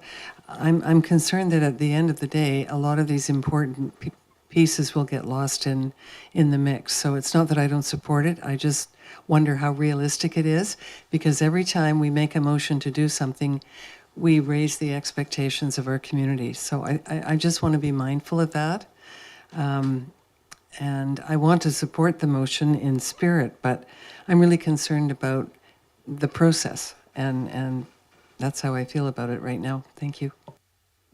Can go to Councillor Watson, then back to Councillor Smart. Go ahead, Councillor Watson. Oh, thank you. They're all good points about what happens. When I said I would support this, I was under no illusion that it would be acted on until we had this discussion at our priorities meeting. And I think it's okay to add things to the bucket, because what we've seen through our priorities process over the time I've been on council is that we've actually, when we come to look at them, whether they're official projects with numbers or they're these other things that got on the list, we do change our minds and we can see that certain things don't matter anymore. So while the bucket may, if it had 99 things in it right now and this makes it 100, when we look at that bucket in December, maybe there's 20 of them we don't want to be in there anymore. So I'm happy to have this go into the bucket. I think it is important, but I do agree that it's probably not large enough to be a priority project in its own right. So I think this process right now just makes sure we don't drop the ball and lose track of the good ideas and the good intent.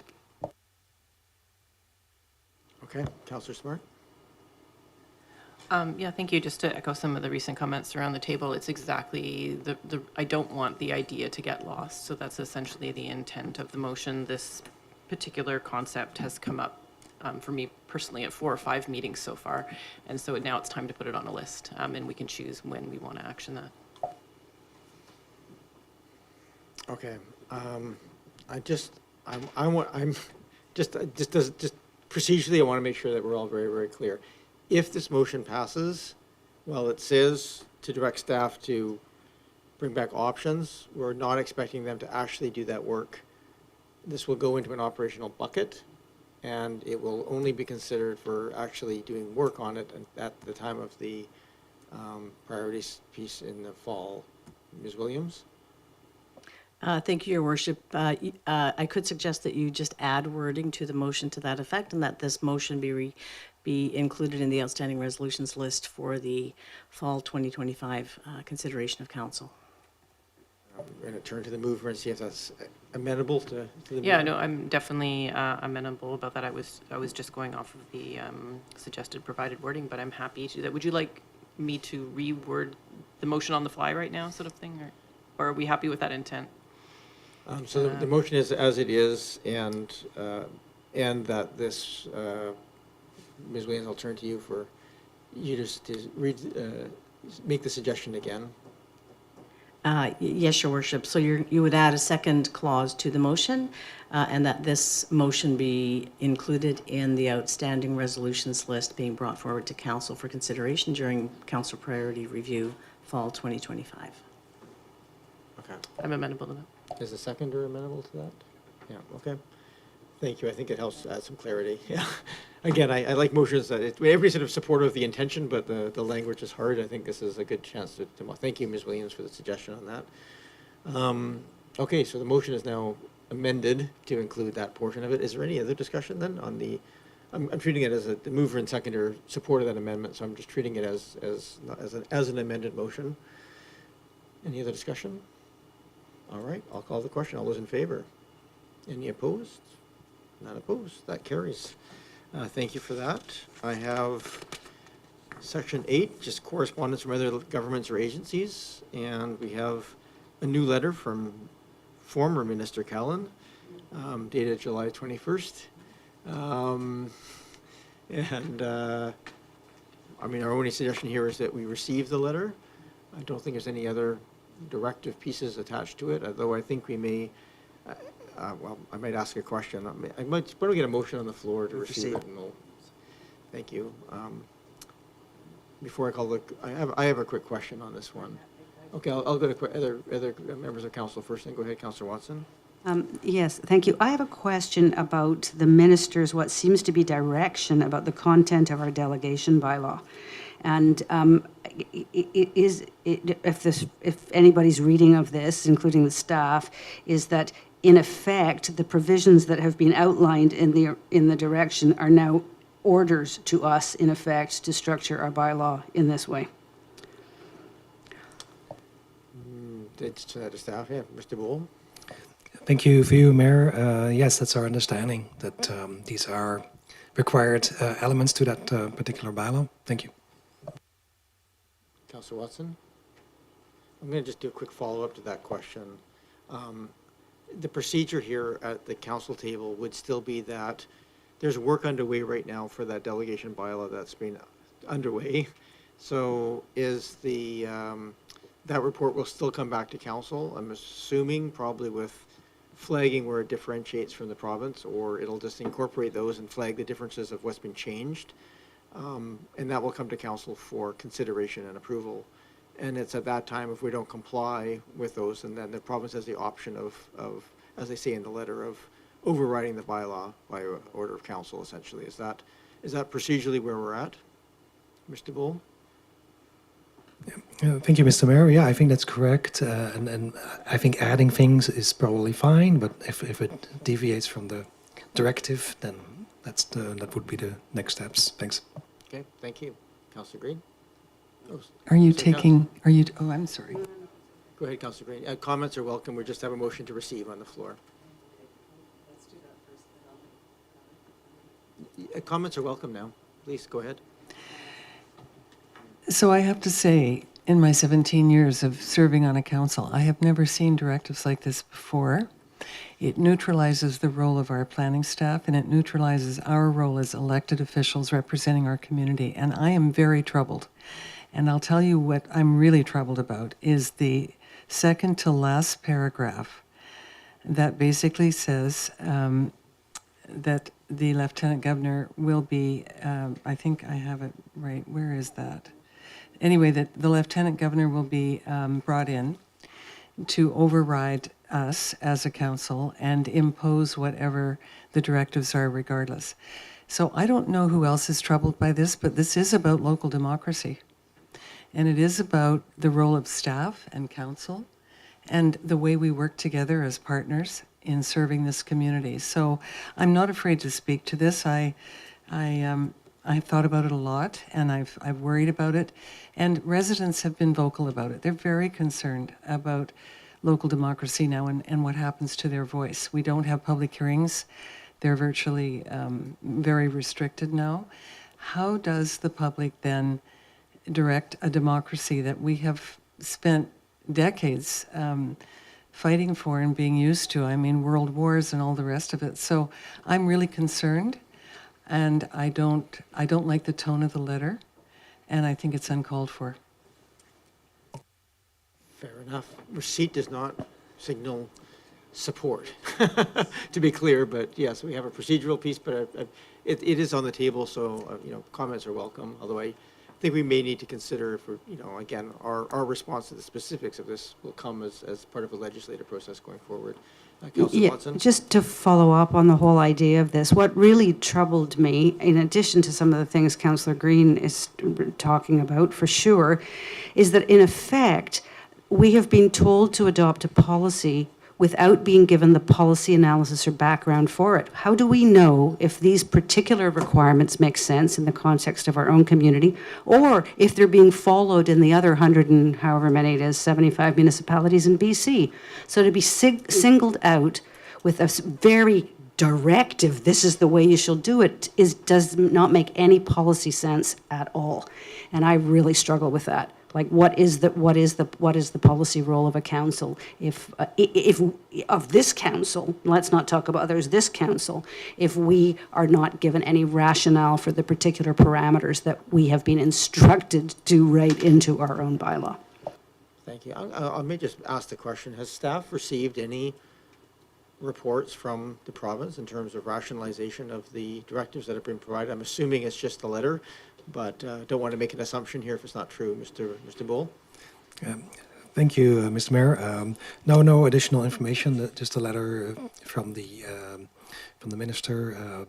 The specifics of those requirements do reflect what was in the staff report last year. However, that was still under discussion, of course, and not by any means set in stone just as far as we were concerned. Thank you for that. Councillor Braithwaite? Thank you. Yeah, I would echo the comments of Councillor Green and Councillor Watson. I am really not happy with this letter at all. I think the comments about the recommendation that the Lieutenant Governor in Council by order enact or amend the relevant bylaw on the district's behalf, I think that's overstepping to a huge degree. I don't like the change in the directive's timeline. I mean, why do we have to change that by 1 month? What's the point of that? I have no idea. The delegations to staff, I'm not really happy with that because again, it takes 98% of the our job away from us. And the blasting regulations that I talked about earlier, to be in consultation with the development community, but not to include the residents in there. I think there's so much in this letter that caused me to have a lot of concern. And I think that from what I hear from a lot of our residents, it's time for us to start pushing back on stuff. And I know that some people will say, if you push back, they're going to make you do it anyhow. Well, okay, so what? They're going to make us, they're pushing it on us anyhow. So let's fight back and show that we have a little backbone and see what we can maybe gain for our community rather than lose for our community. So I'm quite upset about this letter. Thank you. Any other comments before I call the question on receipt?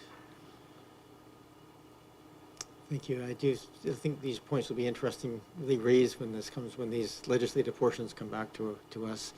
And I do want to just appreciate the comments that were made. I think they're thoughtful and I think are disturbing in the sense that, and I really appreciate yours, Councillor Watson. I mean, you should not be enacting policy without a rationalization and with professional advice and for the opportunity for people to see it. And you should not be enacting it from a province to a single municipality without making it universal if they're that important. So that being said, we just are receiving a letter here tonight. So I'm going to call the question on that motion. All those in favor? And opposed? None opposed. That concludes our meeting for this evening. So I need a motion to adjourn. Moved and seconded. Thank you. All those in favor? Any opposed? None opposed? Look, we didn't have to extend the meeting. We will see you all next week.